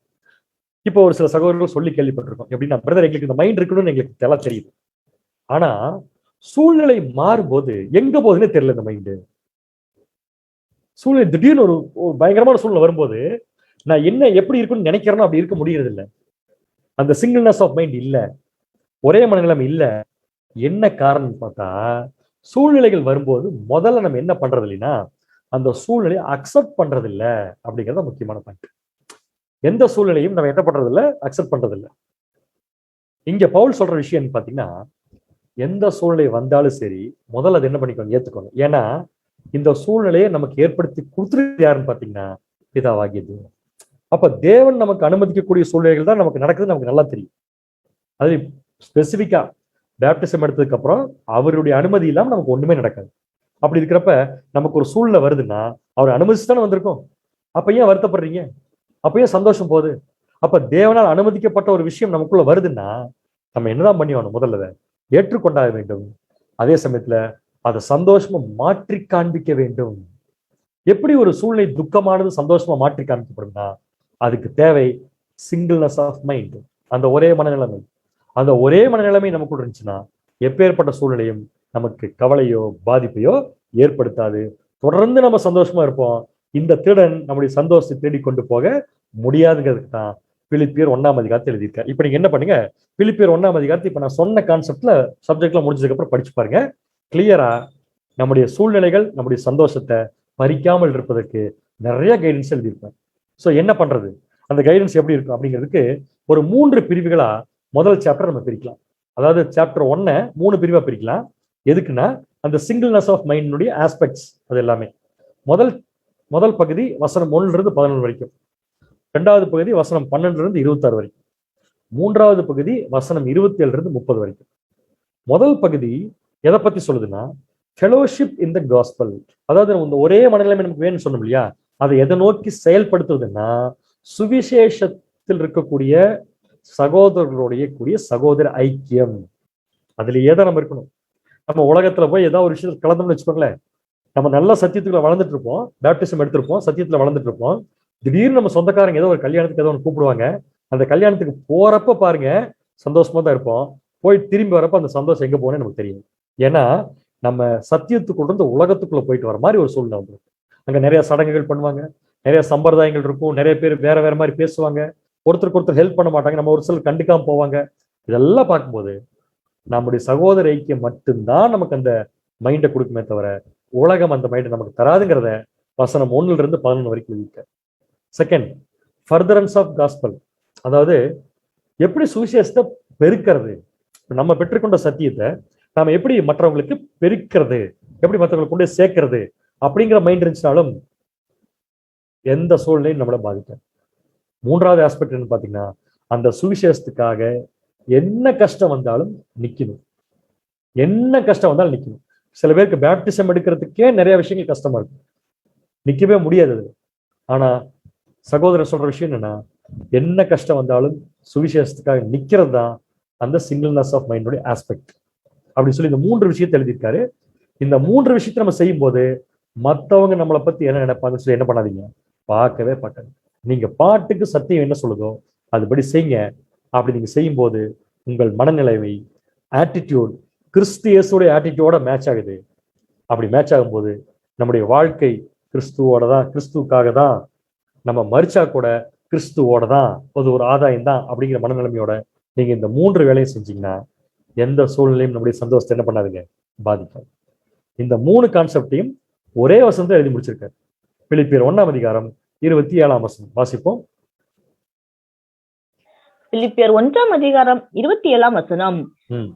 நான் உங்களை கண்டாலும் நான் வராமல் இருந்தாலும் நீங்கள் ஒரே ஆவிலே உறுதியாய் நின்று ஒரே ஆத்மாவினாலே சுவிசேஷத்தின் விசுவாசத்திற்காக கூட போராடி எதிர்க்கிறவர்களால் ஒன்றிலும் மறலாதிருக்கிறீர்கள் என்று உங்களை குறித்து நான் கேள்விப்படும்படி எவ்விதத்திலும் நீங்கள் கிறிஸ்துவின் சுவிசேஷத்திற்கு பாத்திரராக மாத்திரம் நடந்து கொள்ளுங்கள். அதாவது 1ஆம் அதிகாரத்துடைய மெயின் பர்பஸே சூழ்நிலை என்ற திருடன் நம்முடைய சந்தோஷத்தை நம்ம கிட்ட இருந்து பறிக்காம இருக்கிறதுக்கு என்ன பண்றதுங்கிறது தான். அதோடைய கடைசி வசனம் தான் இது. இந்த வசனத்துக்குள்ள நம்ம பார்த்த இந்த 3 ஆஸ்பெக்டும் இருக்கு. Fellowship in gospel, furtherance of gospel, stand for gospel. எப்படின்னு படிக்கலாமா? ஃபெலோஷிப் எங்க இருக்கு இந்த வசனத்துக்குள்ள அப்படின்னு பாத்தீங்கன்னா, நான் உங்களை கண்டாலும் வராமல் இருந்தாலும் நீங்கள் ஒரே ஆவியில் உறுதியாய் நின்று, அந்த ஒரே ஆவி தான் ஐக்கியம், ஃபெலோஷிப். சுவிசேஷத்துக்காக நீங்க எல்லாரும் ஒரே மைண்ட் செட்ல இருந்தீங்க. நீங்க எல்லாரும் ஒரே மைண்ட் செட்ல இருந்தீங்கன்னா நம்மளை சுத்தி நடக்கக்கூடிய சூழ்நிலை எத்தனை மைண்ட் செட்டை கொடுத்தாலும் உங்க மனநிலைமை மாறாது. First point. 2வது, ஃபர்தரன்ஸ் ஆஃப் காஸ்பல், சுவிசேஷத்தை பெருக்கிறது. அதான் கீழே என்ன எழுதியிருக்காருன்னா, ஒரே ஆத்மாவினாலே சுவிசேஷத்திற்காக கூட போராடி. ஸோ கூட போராடினா சுவிசேஷத்தை பெருக்குவதற்காக ஒர்க் பண்றது. 3வது பாயிண்ட், ஸ்டாண்ட் ஃபார் காஸ்பல். என்னன்னு பாத்தீங்கன்னா, உங்களை குறித்து, அதாவது எதிர்க்கிறவர்களால் ஒன்றும் உங்களை பண்ண முடியல அப்படிங்கிற அளவுக்கு நீங்க ஸ்ட்ராங்கா நின்றுட்டீங்கன்னா, இந்த 3 விஷயம் உங்க வாழ்க்கையில் இருந்துச்சுன்னா, நீங்க எந்த கான்செப்ட்ல வேலை செய்றீங்கன்னா ஒரே மைண்ட், சிங்கிள்னஸ் ஆஃப் மைண்ட். அந்த சிங்கிள்னஸ் ஆஃப் மைண்ட் இருந்துச்சுன்னா சூழ்நிலைகள் எத்தனை வந்தாலும் உங்கள் சந்தோஷத்தை யாரும் உங்களை விட்டு பறிக்க முடியாது. ஸோ முதல் திருடங்கிட்ட இருந்து நம்மளை எப்படி காப்பாத்திக்கிறதுங்கிறதுக்கு முதல் சாப்டர். 2வது திருடங்கிட்ட இருந்து நம்மளை எப்படி காப்பாத்திக்கிறதுங்கிறதுக்கு 2வது சாப்டர். ஸோ முதல் திருடங்கிட்ட இருந்து நம்மளை காப்பாத்திக்கிறதுக்கு மருந்து சிங்கிள்னஸ் ஆஃப் மைண்ட். இப்ப 2வது திருடன்கிட்ட போலாம். 2வது திருடன் யாருன்னு சொல்லி பாத்தீங்கன்னா, ஜனங்கள், நம்மை சுற்றி இருக்கக்கூடிய ஜனங்கள். நம்மை சுற்றி இருக்கக்கூடிய ஜனங்கள் நம்முடைய சந்தோஷத்தை பாதிக்கிறார்களா, கெடுக்கிறார்களா இல்லையான்னு கேட்டா கண்டிப்பா கெடுக்கிறாங்க. நமக்கு பிடிக்காதவர் முகத்தை பார்த்தா நம்ம முகம் மாறுற போக்கு இருக்கு பாருங்க, அதுலயே தெரிஞ்சுக்கலாம் நம்முடைய சந்தோஷம் நம்மள விட்டு என்ன ஆயிடுச்சுங்க, போயிடுச்சு. அவர் ஏதோ எத்தாப்புல வருவார், நம்ம சந்தோஷமா தான் இருப்போம். அவர் எத்தாப்புல வர்றதை அவர் நம்மளை பார்த்திருக்கவே மாட்டாரு, நாம அவர் பார்த்துட்டு நம்முடைய சந்தோஷத்தை இழப்போம். இந்த மாதிரி விஷயம் நம்முடைய வாழ்க்கையில் நடக்கிறது உண்மைனா சீக்கிரமா நம்ம என்ன முடிவு பண்ணணும்னு சொல்லி பாத்தீங்கன்னா, இந்த இந்த மாதிரி மைண்ட் எனக்கு இருக்கக்கூடாது. யாரை பார்த்தாலும் என்ன இருந்தாலும் இருந்தாலும் இல்லாட்டியும் ஜனங்கள், நான் சொல்றது இருந்தாலும் இல்லாட்டியும் நான் எப்பொழுதும் சந்தோஷமாக இருப்பதற்கு எனக்கு என்ன தேவைங்கிறத நான் என்ன பண்ண நினைப்பேன், கண்டுபிடிச்சேன். சரிங்களா? அதுக்கு எப்படி நம்ம பிரிக்கலாம் சப்ஜெக்டை, எப்படி சூழ்நிலைகளை ரெண்டா பிரிச்சோமோ அந்த மாதிரி ஜனங்களையும் ரெண்டா பிரிக்கலாம். ஜனங்களையும் ரெண்டா பிரிக்கலாம். எப்படி ரெண்டா பிரிக்கலாம்? சூழ்நிலை எப்படி ரெண்டா பிரிச்சோம்? நம்முடைய கட்டுப்பாட்டுக்குள் இருக்கிற சூழ்நிலைகள், நம்முடைய கட்டுப்பாட்டுக்குள்ள இல்லாத சூழ்நிலைகள் பிரிச்சோம் இல்லைங்களா? அதே மாதிரி ஜனங்களை கூட எப்படி ரெண்டா பிரிக்கலாம்னா, நம்முடைய கண்ட்ரோல் இருக்கிற ஜனங்கள், நம்முடைய கண்ட்ரோல்ல இல்லாத ஜனங்கள். நம்முடைய கண்ட்ரோல்ல இருக்கிற ஜனங்கள், நம்முடைய கண்ட்ரோல்ல இல்லாத ஜனங்கள். இப்ப நீங்க சொல்லுங்க, நம்மளை சுத்தி இருக்கிற மெஜாரிட்டி நம்முடைய கண்ட்ரோல்ல இருக்கிறவங்களா, நம்முடைய கண்ட்ரோல்ல இல்லாதவங்களா அப்படின்னு பாத்தீங்கன்னா, மெஜாரிட்டி நம்முடைய கண்ட்ரோல்ல இல்லாதவங்க தான். நம்முடைய கண்ட்ரோல் இருக்கவங்க யார்? எக்ஸாம்பிளுக்கு நம்ம வீட்டில் இருக்கிற நம்முடைய பிள்ளைகள், நம்முடைய சொந்தங்கள், சத்தியத்தில் இருக்கிற நம்முடைய பிள்ளைகள் இல்லையா? அவங்க நம்முடைய கண்ட்ரோல் இருப்பாங்க, நம்ம சொன்னா கேட்பாங்க. ஆனா ஊர்ல இருக்கவங்கள நம்ம சொன்னா கேட்பாங்களா? கண்டிப்பா கேட்க மாட்டாங்க. அப்ப அவங்க நம்முடைய கண்ட்ரோல்ல இல்லை. அப்ப மெஜாரிட்டி நம்மளை சுத்தி இருக்கிற ஜனங்கள் நம்முடைய கண்ட்ரோல் இல்லாத ஜனங்கள் தான். அப்படி நம்ம கண்ட்ரோல் இல்லாத ஜனங்கள் மத்தியில கூட நாம சந்தோஷமா இருப்பதும் சந்தோஷத்தை இழப்பதும் யார் கையில் இருக்குன்னு பாத்தீங்கன்னா நம்ம கையில தான் இருக்கு. ஜனங்கள் எப்படி இருந்தாலும் நம்முடைய சந்தோஷம் நம்மளை விட்டு போகக்கூடாதுன்னா அது நம்ம கையில தான் இருக்கு. ஸோ துக்கம்ங்கிற விஷயத்தை எடுத்துட்டு நம்முடைய கண்ட்ரோல் இல்லாத ஜனங்கள் மத்தியில கூட நாம் சந்தோஷத்தை இழக்காமல் இருப்பதற்கு என்ன மனநிலைமை நமக்கு தேவை அப்படின்னு சொல்லி பாத்தீங்கன்னா, submissive mind. Submissive mind. First திருடங்கிட்ட இருந்து நம்மளை காப்பாத்திக்கிறதுக்கு சிங்கிள்னஸ் ஆஃப் மைண்ட். செகண்ட் திருடன் ஜனங்கள் கிட்ட இருந்து நம்மளை காப்பாத்திக்கிறதுக்கு சப்மிசிவ் மைண்ட். சப்மிசிவ் மைண்டுங்களுக்கு தமிழ்ல சொல்ல போனா தாழ்ந்து போகிற மனப்பான்மை. தாழ்வு மனப்பான்மை இல்லை, தாழ்ந்து போகிற தன்மை, தாழ்ந்து போகிற ஆட்டிடியூட் அப்படின்னு சொல்லலாம். தாழ்ந்து போகிற ஆட்டிடியூட் ஒரு சகோதரன்கிட்டயோ சகோதரிகிட்டயோ இருந்துச்சுன்னா எந்த ஜனங்களாலையும் அவர்கள் சந்தோஷத்தை திருட முடியாது. இதுக்காகத்தான் பவுல் என்ன பண்ணியிருக்காருன்னா செகண்ட் சாப்டர் எழுதியிருக்கார், பிலிப்பியர் 2ஆம் அதிகாரத்தை எழுதியிருக்கார். அதுல இருந்து ஒரு சில வசனங்கள் மட்டும் இப்ப சகோதரி வாசிப்பாங்க. இது எல்லாமே எப்பேற்பட்ட ஜனங்கள் மத்தியில கூட நம்முடைய சந்தோஷத்தை நாம் இழக்காமல் இருப்பது எப்படிங்கிறதுக்காக கொடுக்கப்பட்ட கவுன்சிலிங். தாழ்ந்து போறதுதான் அட்வான்டேஜ் நமக்கு. வாசிக்கலாம் பாருங்க, பிலிப்பியர் 2ஆம் அதிகாரம் 3ஆம் வசனத்துல அப்படியே ஒவ்வொரு வசனமா வாசிக்கலாம். பிலிப்பியர் 2ஆம் அதிகாரம் 3 முதல், ஒன்றையும் வாதினாலாவது வீண் பெருமையினாலாவது செய்யாமல் மனத்தாழ்மையினாலே ஒருவர் தங்களும் மேன்மையானவர்களாக என்ன கடவீர்கள். சிம்பிள். முதல் விஷயம், எப்பேற்பட்ட ஜனங்களா இருந்தாலும் சரி, ஜனங்கள் மத்தியில நம்முடைய சந்தோஷம் பாதிக்கப்படாமல் இருக்கணும். அதாவது சில பேர் பிளான் பண்ணிட்டே நம்முடைய சந்தோஷத்துக்கு எடுக்க வருவாங்க. அப்படி வந்தா கூட நாம் நம்முடைய சந்தோஷத்தை இழக்காம இருக்கோம்னா அதுக்கு பவுல் சொல்ற அருமையான கைடன்ஸ் என்ன, ஒன்றையும் வாதினாலாவது வீண் பெருமையினாலாவது செய்யாமல். வாதம் பண்றதுங்கிறத கூட தனியா ஒரு பக்கம் ஒதுக்கலாம், அதுக்கு விளக்கம் கண்டுபிடிக்க டைம் அதிகமாகும். ஆனா வாதினாலாவது வீண் பெருமைன்னு சொல்லியிருப்பாங்க. இந்த வீண் பெருமை எதுக்காக நமக்கு? அந்த பெருமையை வீண் தான். மத்தவங்க மத்தியில நாம நம்மள பெருசா காமிக்கிறது, அதுக்கு பேர் தான் வீண் பெருமை. அது நமக்கு தேவையே இருக்காது. பெருமை நமக்கு வேணுமா? வேண்டியதே இல்லை. பெருமை நமக்கு என்ன டானிக்கா? குடிச்ச உடம்பு நல்லா வளருமா? நோய் போகுமானா போகாது. ஆனா அது கண்ணுக்கே தெரியாது. ஆனா நாம அதை அதிகமா எடுத்துக்கணும். ஏன்னா மத்தவங்க முன்னாடி நம்மளை பெருசா காமிக்கிறது. மத்தவங்க முன்னாடி நம்ம பெருசா காமிச்சோம்னா, யார் முன்னாடி நம்ம பெருசா காமிச்சோமோ அவர்கள் நம்மளை தூக்கி வீசிட்டாங்கன்னா நம்முடைய சந்தோஷம் நம்மளை விட்டு காணாம போயிடும். பவுல் சொல்றாரு, நீங்க எதுக்கு உங்களை பெருசா நினைச்சுக்கிறீங்க? நீங்க யார் முன்னாடி போய் நிக்கிறீங்களோ அவங்களோட நீங்க கீழே நினைச்சுக்கோங்க. அவங்களோட நீங்க கீழே நினைச்சுக்கோங்க. உங்க சந்தோஷம் உங்களை விட்டு போகவே போக. கரெக்டா இருக்குது, மேட்ச் ஆக பாருங்க நம்ம பிராக்டிகல் லைஃப்ல. ஒன்றையும் வாதினாலாவது வீண் பெரிய செய்யாமல் மனத்தாழ்மை, அதான் சப்மிசிவ் மைண்ட். மனத்தாழ்மையினாலே ஒருவரில் ஒருவர் மற்றவர்களை தங்களிலும் மேன்மையா நினைச்சுக்கோங்க. பீப்புள் யாரா இருந்தாலும் சரிங்க, அவங்கள நீங்க எப்படிதான் நினைச்சுக்கோன்னா நம்மளோட இவங்க மேல அப்படின்னு நினைச்சிட்டா நம்முடைய சந்தோஷம் நம்மளை விட்டு போகவே போகாது. அவங்களோட நாம மேலே நினைச்சா அவங்க அதை ஏத்துக்கலினா நம்முடைய சந்தோஷம் காணாம போயிடும். ஸோ பெஸ்ட் வே என்னன்னா, நாம நம்மளை எப்பவுமே மற்றவங்களோட குறைச்சி மதிப்பிடுறது. அடுத்தது 4ஆம் வசனம். அவனவன் தனக்கானவைகளை அல்ல பிறருக்கானவனையும் நோக்குவான் ஆக. முதல் விஷயம் நம்ம குறைச்சு மதிப்பிடுறது. 2வது விஷயம், நாம நம்மளையவே பார்க்காம மற்றவங்களுக்கு என்ன வேணுமோ அதையும் பார்க்கணும். இது ரொம்ப புரிஞ்சுக்கிற மாதிரி சொல்லணும்னா, இப்ப நான் ஏதோ ஒரு விஷயத்த செய்யறதுக்கு வெளியே புறப்பட்டு போறேன்னு வச்சுக்கோங்களேன். நான் என்ன பண்ணுவேன், நான் அந்த வேலையை செய்யறதுக்கு என்னென்ன தேவைன்னு நான் பார்ப்பேன். ஸோ எனக்கானதை நான் நோக்கிறேன். ஆனா பவுல் சொல்றாரு, உங்களுக்கானதை மட்டும் பார்க்காதீங்க, உங்கள் சகோதரனுக்கு என்ன தேவையோ அதையும் சேர்த்து பாருங்க அப்படிங்கிற. ரியல் கரெக்ட் இது. அதாவது ஏத்துக்கக்கூடிய அன்பின் பிரமாணத்துடைய கான்செப்டே அதுதான். உன்னை போல் பிறனையும் நேசி அப்படின்னா, நாம எப்படி நம்ம நேசிக்கிறோமோ அந்த மாதிரி மற்றவங்களையும் நேசிக்கிறது. அந்த பழக்கம் நமக்கு வந்துருச்சுன்னா எல்லா ஜனங்களையும் நம்ம நேசிக்க ஆரம்பிச்சிருவோம். நம்மளை நேசிக்காதவங்களையும் நேசிக்க ஆரம்பிச்சிருவோம். அப்ப நம்மளை யாராவது ஒருத்தர் எடுத்தெறிஞ்சு பேசினா கூட நம்ம அவங்களை நேசிச்சே தான் இருப்போம். நம்ம நேசிச்சுட்டே இருந்தோம்னா நம்முடைய சந்தோஷங்களை விட்டு என்ன ஆகாதுங்க, போகவே போகாது. இது 2வது பாயிண்ட். 3வது, பிலிப்பியர் 2ஆம் அதிகாரம் 5ஆம் வசனம். கிறிஸ்து இயேசுவிலிருந்த சிந்தையே உங்களிலும் இருக்க கடவது. இப்ப புரிஞ்சிருக்குன்னு நினைக்கிறேன் உங்களுக்கு. கரெக்டா கிறிஸ்து இயேசுடைய ஆட்டிடியூட் தான் உங்களுக்கு இருக்கணும். 6ஆம் வசனம். அவர் தேவனுடைய ரூபமாய் இருந்தும் தேவனுக்கு சமமாய் இருப்பதை கொள்ளையாடின பொருளாக எண்ணாமல் தம்மை தாமே வெறுமையாக்கி அடிமையின் ரூபம் எடுத்து மனுஷ சாயலானார். சப்மிசிவ் மைண்டுக்கு ஃபர்ஸ்ட் கிளாஸ் எக்ஸாம்பிள் இயேசு கிறிஸ்து தான். எப்பேற்பட்ட இடத்துல இருந்தவர், இந்த உலக ஜனங்களுடைய மேன்மைக்காக, உலக ஜனங்களுக்கு பாவத்திற்கு ஈடுபலி கொடுக்கறதுக்காக எப்படி இறங்கி தானா வந்தாரோ அந்த மாதிரி நீங்க தானா இறங்கிருங்க. தானா இறங்கிட்டோம்னு வச்சுக்கோங்களேன், ஒரு விஷயம் நம்மளை பாதிக்காது. எந்த ஜனங்களும் நம்மளுடைய சந்தோஷத்தை கெடுக்க முடியாது. தானா இறங்குறது. அடுத்தது, இயேசு கிறிஸ்து எப்படி இருந்தாருன்னா, அவர் மனுஷ ரூபமாய் காணப்பட்டு மரண பரியந்தம், சிலுவையின் மரண பரியந்தம் கீழ்ப்படிந்து. சோ இந்த கீழ்ப்படிதல் அப்படிங்கிற விஷயம் நமக்குள்ள வந்துருச்சுன்னா, நம்ம தேவனுக்கு கீழ்ப்படிய ஆரம்பிச்சிட்டோம்னா ஆட்டோமேட்டிக்கா நாம நம்மளை எப்பவுமே குறைச்சுதான் மதிப்பிடுவோம். தம்மை தாமே தாழ்த்தினார்.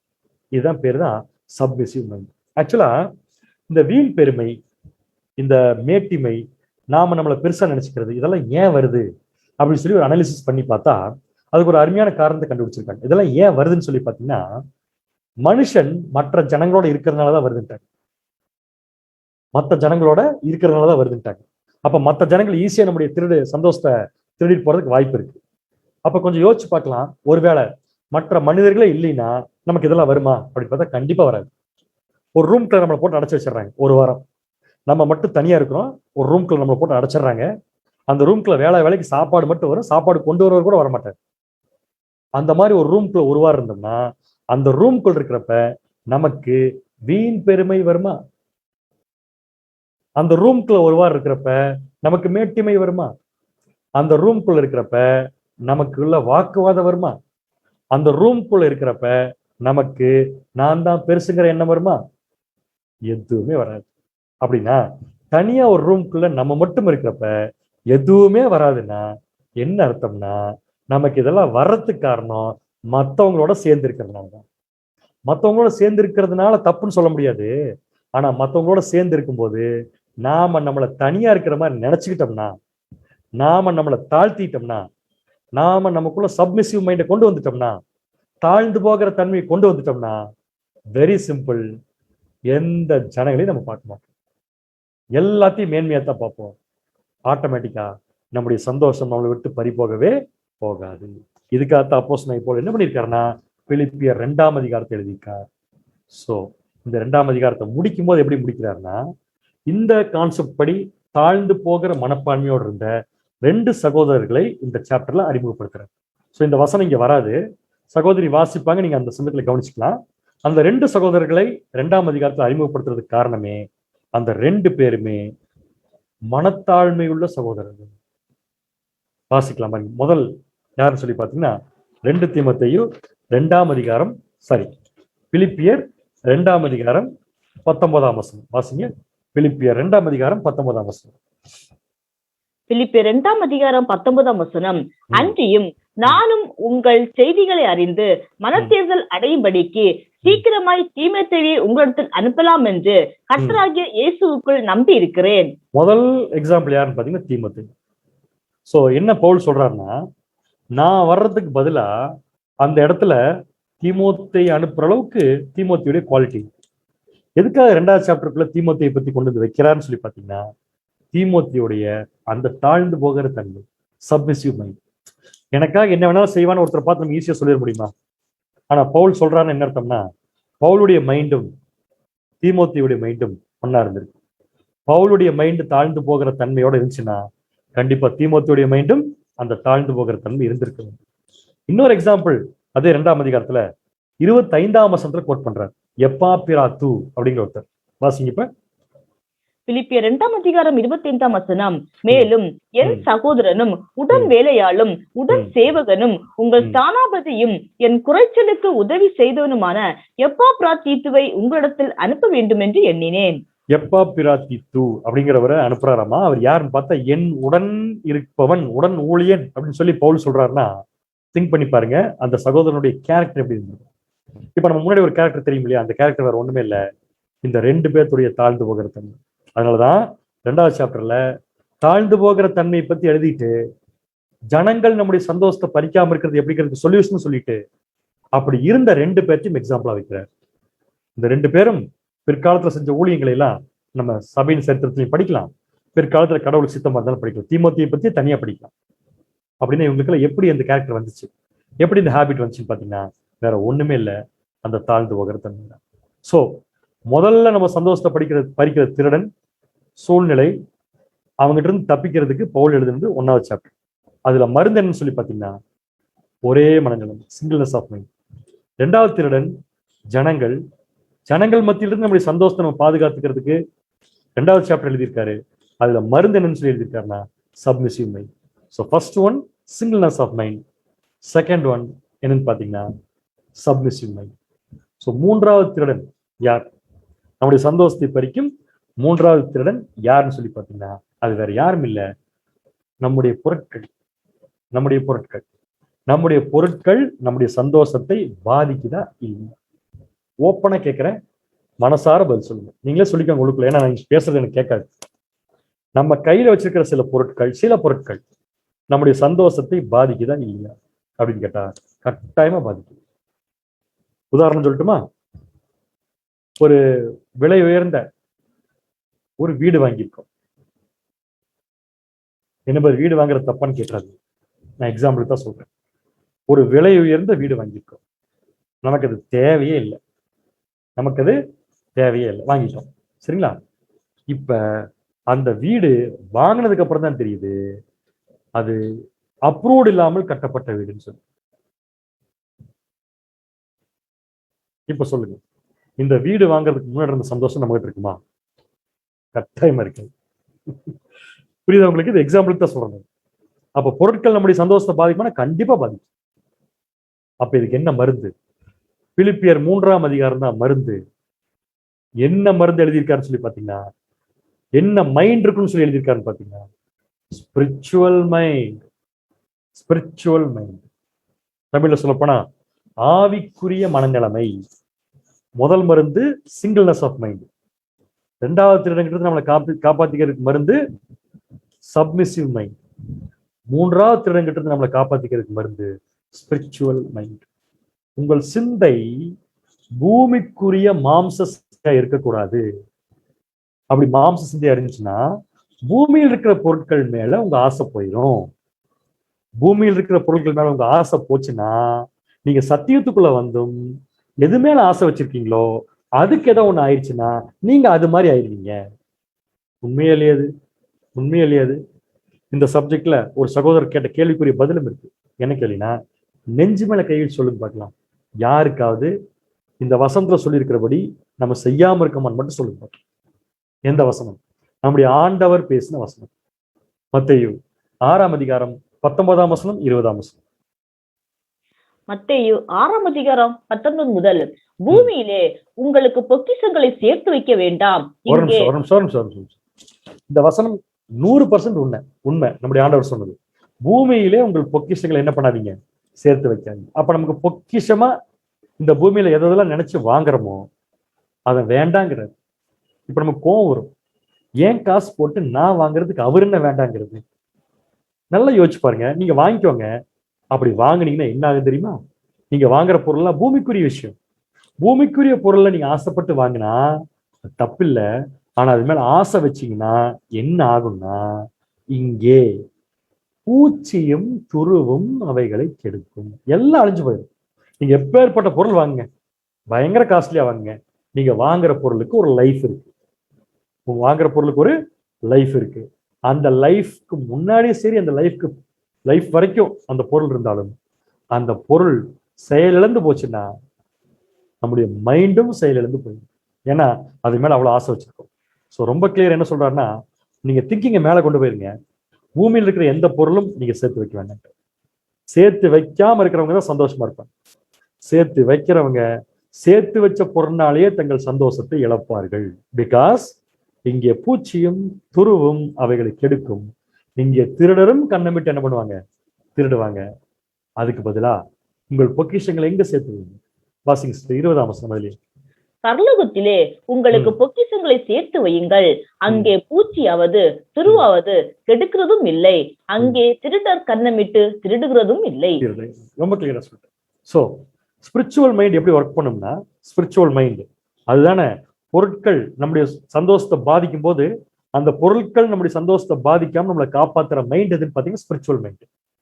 அந்த ஸ்பிரிச்சுவல் மைண்ட் என்ன சொல்லணும்னா, இங்க எதையும் சேர்த்து வைக்காதீங்க, இங்க எதையும் பார்க்காதீங்க, இங்க எதையுமே பெருசா நினைக்காதீங்க. ஏன்னா நீங்க எது பெருசா நினைக்கிறீங்களோ அந்த பொருள் தான் உங்க சந்தோஷத்தை உங்ககிட்ட இருந்து எடுக்கும்.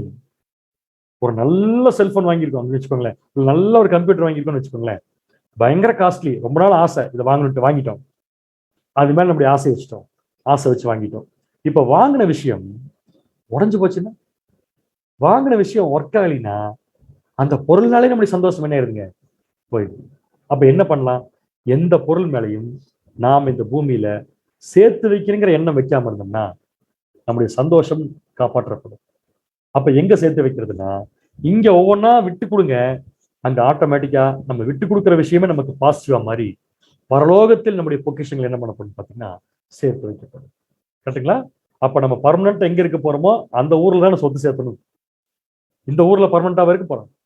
பூமியில பர்மனண்டா இருக்க போறோமா? இல்ல, பரலோகத்துல தான் பர்மனண்டா இருக்க போறோம். அப்ப எந்த இடத்துல சொத்து சேர்த்துறது புத்திசாலித்தனம்? பூமியிலயா பரலோகத்திலயா? பரலோகத்துல தானே. அப்ப பரலோகத்துல சொத்து சேர்த்ததுக்கு என்ன பண்ணணும்? இங்க இருக்கிற சொத்தை இழக்கணும். அப்பதான் நாம அங்க சொத்து சேர்த்த முடியும். அங்க சொத்து சேர்ந்துட்டு இருக்குங்கிற சந்தோஷம் இந்த பூமியில எந்த பொருளை இழந்தாலும் நம்முடைய சந்தோஷம் நம்மளை விட்டு பறிபோகாது. இதைத்தான் பிலிப்பியர் 3ஆம் அதிகாரத்தை எழுதியிருக்காரு. பிலிப்பியர் 3ஆம் அதிகாரம் 19ஆம் வசனம் மற்றும் 20ஆம் வசனம். பிலிப்பியர் 3ஆம் அதிகாரம் 19 முதல், அவர்களுடைய முடிவு அழிவு, அவர்களுடைய தேவன் வயிறு, அவர்களுடைய மகிமை, அவர்களுடைய லட்சையே, அவர்கள் பூமி கடத்தவைகளை சிந்திக்கிறார்கள். நம்முடைய குடியிருப்போ பரலோகத்தில் இருக்கிறது, அங்கே இருந்து கர்த்தராகிய இயேசு கிறிஸ்து என்னும் இரட்சகர் வர எதிர்பார்த்து கொண்டிருக்கிறோம். பவுல் எழுதும் போது அப்படி எழுதுறாரு, இயேசு கிறிஸ்து வருவதற்கு நம்ம என்ன பண்ணிட்டு இருக்கோம், காத்துட்டு இருக்கோம்னு சொல்லி எழுதுறாரு. இப்ப இயேசு கிறிஸ்து வந்தாச்சு. இயேசு கிறிஸ்து வந்ததுக்கு அப்புறமும் இயேசு கிறிஸ்துவோட போய் வாழ்றதுக்குரிய சொத்தை சேர்த்தாம இந்த பூமியில் இருக்கிற சொத்து சேர்த்தோம். என்ன அர்த்தம்? இந்த பூமியை விட்டு நாங்க பிரியவே மாட்டோம்னு அர்த்தம். இந்த பூமியை விட்டு நம்ம பிரியவே மாட்டோம்னு சொன்னா, பூமியில் இருக்கிற ஏதோ ஒரு பொருள் மேல ஆசை வச்சிட்டோம். பூமியில் இருக்கிற ஏதோ ஒரு பொருள் மேல ஆசை வச்சிட்டோம்னா கண்டிப்பா நம்முடைய சந்தோஷம் அந்த பொருள்னாலேயே நம்மளை விட்டு என்ன ஆயிரும், எடுபட்டு போகும். அப்ப எந்த பொருளும் நம்முடைய சந்தோஷத்தை பாதிக்கூடாதுன்னா எல்லாத்தையும் இங்க இழக்க வந்திருக்கோங்கிறத புரிஞ்சுக்கணும். இங்க இலக்க அங்க சேர்ந்துட்டு இருக்கிற மைண்ட் இருந்துச்சு வச்சுக்கோங்களேன், அதுக்கு பேர் தான் ஸ்பிரிச்சுவல் மைண்ட். அந்த ஸ்பிரிச்சுவல் மைண்ட் தான் நம்மளை காப்பாடும். சில பேர் சொல்லுவாங்க, சார் சத்தியத்துக்குள்ள நான் வந்து இந்த மாதிரி உடன்படிக்கை தேவனோட செஞ்சு நான் நல்லா வேலை செய்யறதுக்கு எனக்கு அது இருந்தா நல்லா இருக்கும், இது இருந்தா நல்லா இருக்கும் கூட சொல்லுவாங்க. ஒரு சகோதரர் கூட சொல்றாருன்னு வச்சுக்கோ, உதாரணம் சொல்றாருன்னு வச்சுக்கோங்களேன், எனக்கு மட்டும் நல்ல ஒரு லேப்டாப் இருந்தா, அது ஒரு பொருள், நல்ல ஒரு லேப்டாப் இருந்தா இன்னும் நல்லா போய் நான் சத்தியத்தை சொல்லுவேன் அப்படின்னு சொல்றாருன்னு வச்சுக்கோங்களேன், அதுவே தப்பு தான். ஏன்னா எந்த பொருளை கொடுத்திருக்காரோ அது தேவன் தான் கொடுத்திருக்காரு. எந்த பொருளை நம்ம கிட்ட தேவன் அனுமதிச்சிருக்காரோ அது நம்முடைய நன்மைக்காகத்தான் இருக்கும். எது இருக்குதோ அதோட நிறுத்திக்கிறது நல்லது. ஒருவேளை அதுக்கு மேல நம்ம ஆசைப்பட்டோம்னா, அது இருந்தா தான் இது நல்லா செய்வேன்னு நம்ம யோசிச்சோம்னா, அதை யோசிக்கிற விஷயம் நம்முடைய சந்தோஷத்தை நம்ம ஒரு நாள் என்ன பண்ணிடும், பறிபோம். இங்கிலீஷ் நல்லா கமெண்ட் எழுதியிருப்பாங்க. யாரோ ஒருத்தர் சொல்றாரு, if only I hate this thing, என்கிட்ட இது இருந்தாலோ அல்லது அது இருந்தாலோ நான் எவ்வளவு சந்தோஷமா இருந்திருப்பேன் தெரியுமா அப்படின்னு சொன்னா கண்டிப்பா அது சரியான கருத்து அல்லவே இல்லை. எவ்வளவு பெரிய லேப்டாப் இருந்தாலும் சரி, அந்த லேப்டாப்புக்குள்ள சத்தியத்தை போட்டு பிரசன்ட் பண்றதுக்கு நம்ம உடம்புக்குள்ள ஜீவன் இல்லைன்னா லேப்டாப் வாங்கி என்ன பிரயோஜனம்?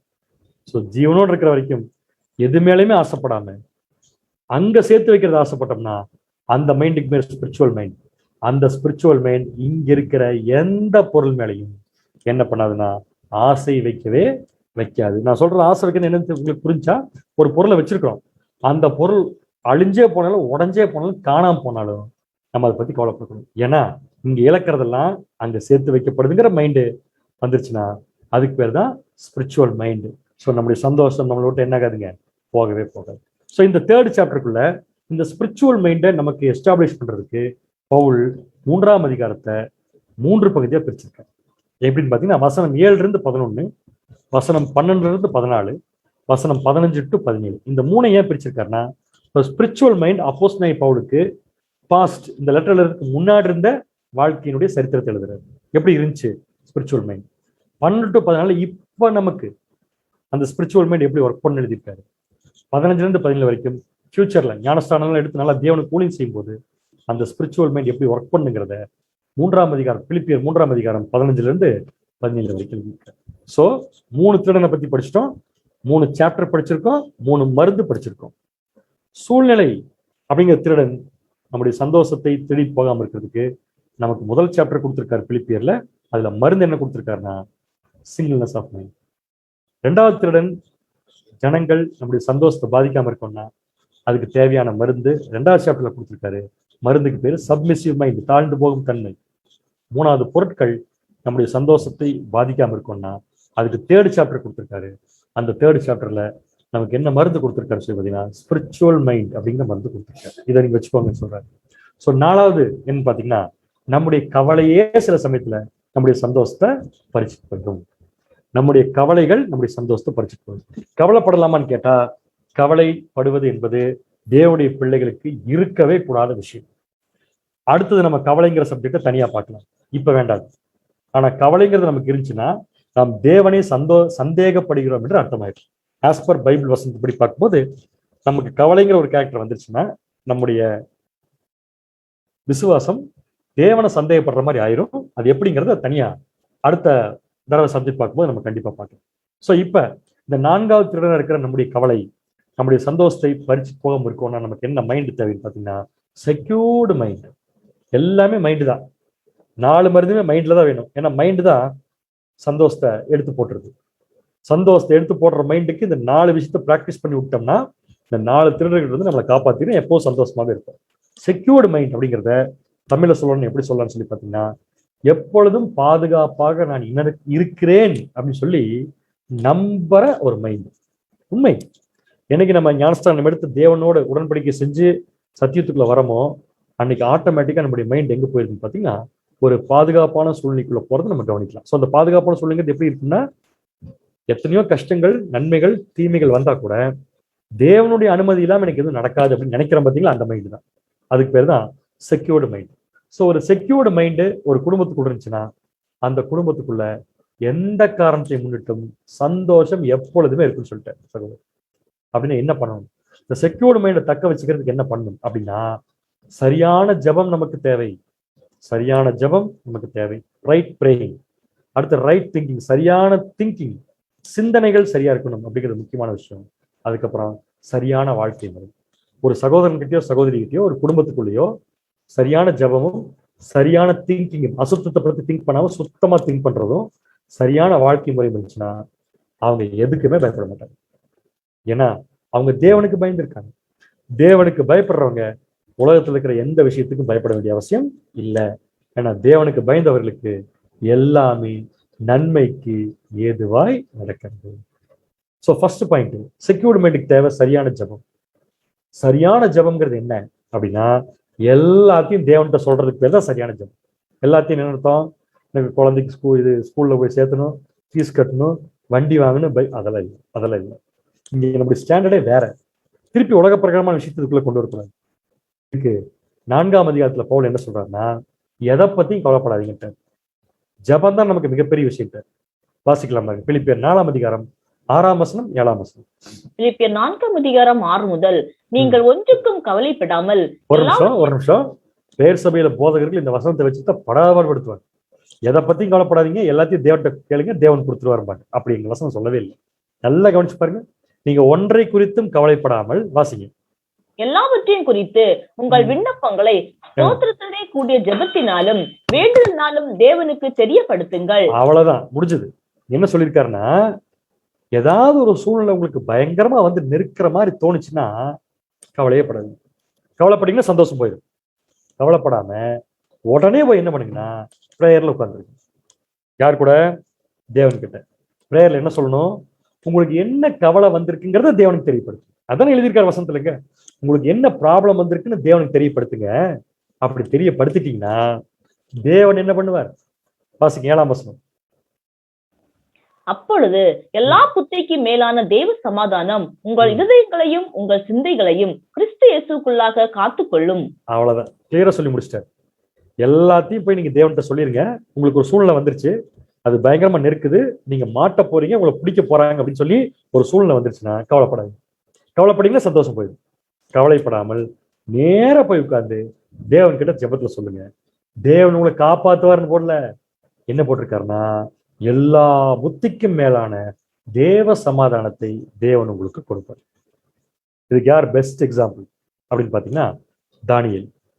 தானியேலை பத்தி ராஜாவுடைய கட்டளையை மீறக்கூடாதுன்னு சொல்லி ராஜாவே கையெழுத்து போட்டு சர்க்குலர் அனுப்புறாரு நாடு பூரா, நேபுகாத்நேச்சார் இல்லைங்களா? அந்த மாதிரி ஒரு சமயத்துல கூட இந்த ஒரு தானியேலுடைய நிலைமை எப்படி இருந்துச்சு சொல்லி பாத்தீங்கன்னா, இந்த விஷயம் தெரிஞ்ச உடனே இம்மீடியட்டா போய் என்ன பண்றாரு பாத்தீங்கன்னா ஜெபம் பண்றாரு. இவர் ஜெபம் பண்றதை பார்த்துட்டு போய் மறுபடியும் கூட திருப்பி அவருக்கு மேல நிறைய குற்றச்சாட்டு சுத்துறாங்க. சாரி, நான் நேபுகாத்நேச்சார் சொல்லிட்டு தரி ராஜா. ஸோ அந்த பீரியட்ல தானியேல் போய் ஜெபம் பண்றாரு. எதுக்காக ஜெபம் பண்றாருன்னா, இவர் வந்து தேவன்கிட்ட ஜெபம் பண்றத ஒரு பாயிண்ட வச்சுதான் இவரை பிடிக்கிறதுக்கு ஒரு குரூப் சுத்திட்டு இருக்குது. அப்ப ராஜா கிட்ட என்ன பண்ணி கையெழுத்து வாங்கிட்டு வந்திருக்காங்கன்னா, யாராவது உங்களை தவிர வணங்கினா அவரை ஜெயில போட்டுறணும்னு சொல்லிட்டு. ஸோ யாராவது அந்த ராஜாவை தவிர அந்த ஊர்ல வேற யாரையாவது வணங்கினா அவங்கள கொண்டுறணும், இந்த ராஜாவுடைய கட்டளை. இந்த நியூஸ் தெரிஞ்ச உடனே தானியேல் என்ன பண்ணார்? தெரிஞ்சதுக்கு அப்புறம் தான் போய் என்ன பண்றாருன்னா ஜெபம் பண்றாரு. என்ன ஜெபம் பண்ணிருப்பாரு? தேவனை எப்படியாவது என்னை காப்பாத்துன்னு சொல்ல இல்லவே இல்லை. தேவனே, நான் என்னை ஜெபம் பண்ண விடாம தடுக்கிறதுக்கு ஒரு குரூப் ரெடி ஆயிட்டு இருக்குது. நான் ஜெபம் பண்ண என்னை கொண்டுருவாங்க. இப்ப நான் என்ன பண்றேன்? நான் ஜெபம் பண்ண ஆசைப்படுறேன், அதை நான் உங்ககிட்ட தெரிவிச்சிட்டேன். அவ்வளவுதான், முடிஞ்சிச்சு. இப்ப என்ன திருப்தி இருக்கு? தனக்கு நல்லது நடந்தாலும் சரி, தனக்கு ஒரு கொடுமையான விஷயம் நடந்தாலும் சரி, எல்லாமே நன்மைக்குதான். நான் யார்கிட்ட தெரியப்படுத்திட்டது? தேவன் கிட்ட. ஸோ தேவன் கிட்ட தெரியப்படுத்திட்டா தேவன் நமக்கு என்ன கொடுப்பாருன்னு பாத்தீங்கன்னா சமாதானத்தை கொடுப்பார். அப்படி தேவன்கிட்ட தெரியப்படுத்தணும்னா நம்ம முதல்ல எப்படி இருந்திருக்கணும்னா தேவனுக்கு கீழ்ப்படிந்து இருக்க வேண்டும். இதுதான் ஒரு செக்யூர்டு மைண்டினுடைய ஒரு மிகப்பெரிய பலமான விஷயம். செக்யூர்டு மைண்ட் எதுக்கு தேவைன்னா, நம்முடைய கவலை நம்முடைய சந்தோஷத்தை பறிக்காம இருக்கிறது. அந்த செக்யூர்டு மைண்டுடைய 3 ஃபேக்டர். ஒண்ணு சரியான ஜெபம், இன்னொன்னு சரியான திங்கிங். அப்ப நமக்குள்ள என்ன திங்கிங் இருக்கணும்? வாசிங்க பிலிப்பியர் 4ஆம் அதிகாரம் 8ஆம் வசனம். பிலிப்பியர் 4ஆம் அதிகாரம் 8ஆம் வசனம். கடைசியாக சகோதரரே, உண்மை உள்ளவை இலவைகளோ, ஒழுக்கம் உள்ளவை இலவைகளோ, நீதி உள்ளவை இலவைகளோ, கற்புள்ளவைகள் அன்புள்ளவைகள் எவைகளோ, நற்கீர்த்தி உள்ளவைகள் எவைகளோ, புண்ணியம் எதுவோ, புகழ் எதுவோ, அவைகளையே சிந்தித்துக் கொண்டிருங்கள். அவைகளையே சிந்தித்துக் கொண்டிருங்கள். வேற எவைகளையுமே நீங்க சிந்திக்காதீங்க. அப்ப எதை மட்டும் தான் திங்க் பண்ணணும்?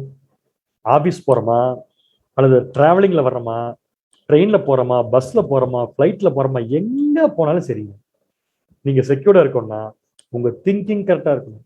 ஸோ திங்கிங் எதை பத்தி இருக்கணும்? கரெக்டான திங்கிங் என்ன? உண்மையான விஷயத்தை பத்தி மட்டுமே திங்க் பண்ணணும். ஒழுக்கமானதை மட்டுமே திங்க் பண்ணணும். ஒழுக்கம் இல்லாத விஷயம் சிந்தைக்குள்ள வந்துச்சுன்னா நம்ம பாதுகாப்பா இருக்கோங்கிற உணர்வு நம்மளை விட்டு போயிடும். அப்படி போயிடுச்சுன்னா கண்டிப்பா கவலை வந்துடும். கவலை வந்துருச்சுன்னா நம்முடைய சந்தோஷம் நம்மளை விட்டு போயிடும்.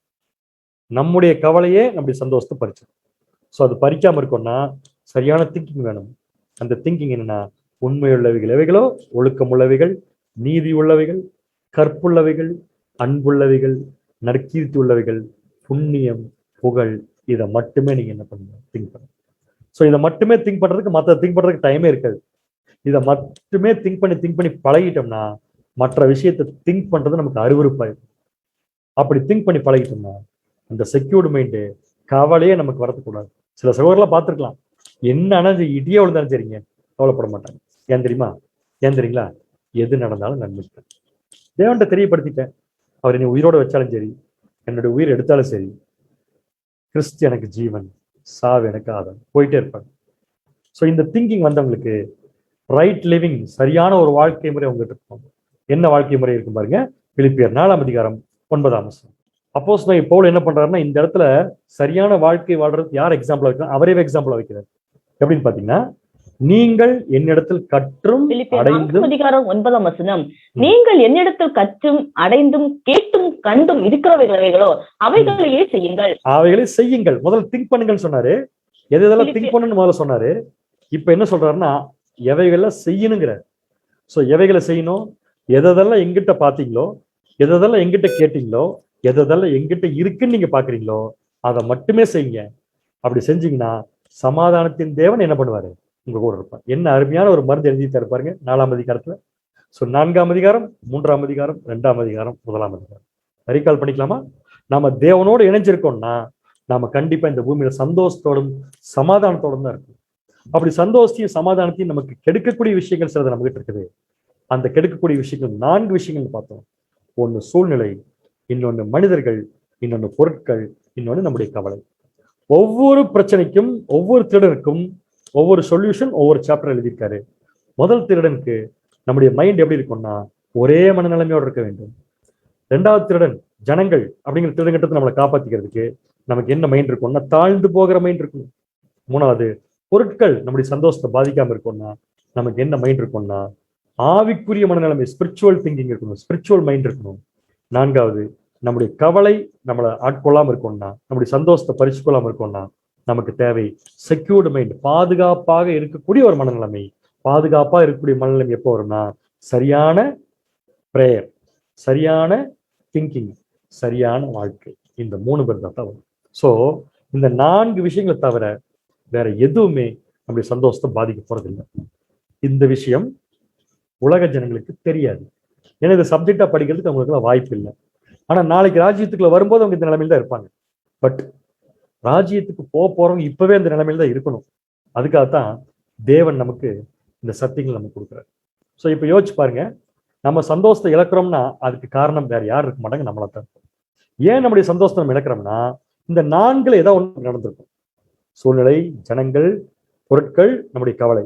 இந்த 4 வரும்போது நாம மனநிலைமையில தயாரா இல்லைன்னா அந்த சந்தோஷத்தை இழக்க வேண்டிய சூழ்நிலைக்கு நம்ம போயிடுவோம்.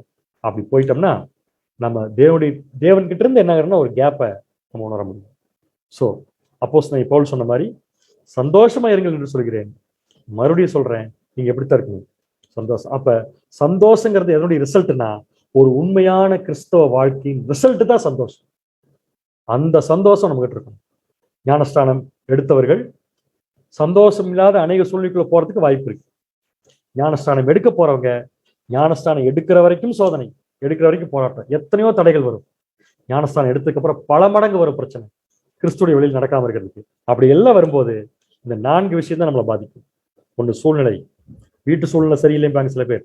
இன்னும் வீட்டு சூழ்நிலை என்ன வருதாலும் சரி, உங்க மைண்ட் எப்படி இருக்கும்னா, வாழ்ந்தாலும் கிறிஸ்து மாதிரி வாழ்வேன், செத்ததுக்கு அப்புறம் கிறிஸ்துவோட போய் சேர்ந்து.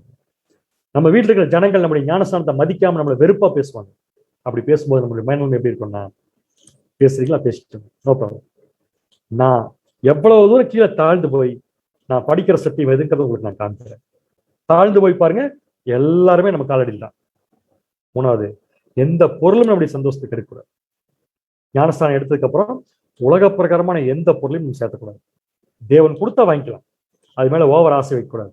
தேவன் கொடுக்க விரும்பாத பொருளை நம்மளா தேடி போனோம்னா நம்முடைய சந்தோஷத்தை இழந்துருவோம். நம்ம ஓவரை கவலைப்பட்டாலும் நம்முடைய சந்தோஷத்தை இழந்துருவோம். ஸோ இந்த விஷயங்கள் எல்லாம் நம்ம மனசுக்குள்ள வச்சுக்கலாம். ஏன்னா இப்ப ஆரம்பிச்சிருக்கோம், இனிமேல் நம்முடைய வாழ்க்கை முழுக்க தொடர்ந்து இது நடக்கும். அப்படி நடக்கும்போதெல்லாம் பிலிப்பியர் நிருபத்தை முழுசா நீங்க படிச்சிட்டீங்கன்னா அதுல இருந்து நமக்கு சொல்யூஷன் வந்துகிட்டே இருக்கும். சப்ஜெக்ட் இப்ப முடிஞ்சா கூட நீங்க வீட்டுல உட்காந்து பிலிப்பியர் நிருபத்தை இப்ப நம்ம சொன்ன ஆங்கிள் ஒவ்வொரு சாப்டர் தனித்தனியா படிச்சு பாருங்க. ரொம்ப ஈஸியா இந்த விஷயம் நமக்கு புரியும். அது மட்டும் இல்ல, நம்முடைய சந்தோஷம் நம்மளை விட்டு என்னைக்குமே பறிபோகாது. தேவனுடைய சித்தம் தொடர்ந்து நம்மோடு இருந்து நம்மளை வழி நடத்தட்டும்.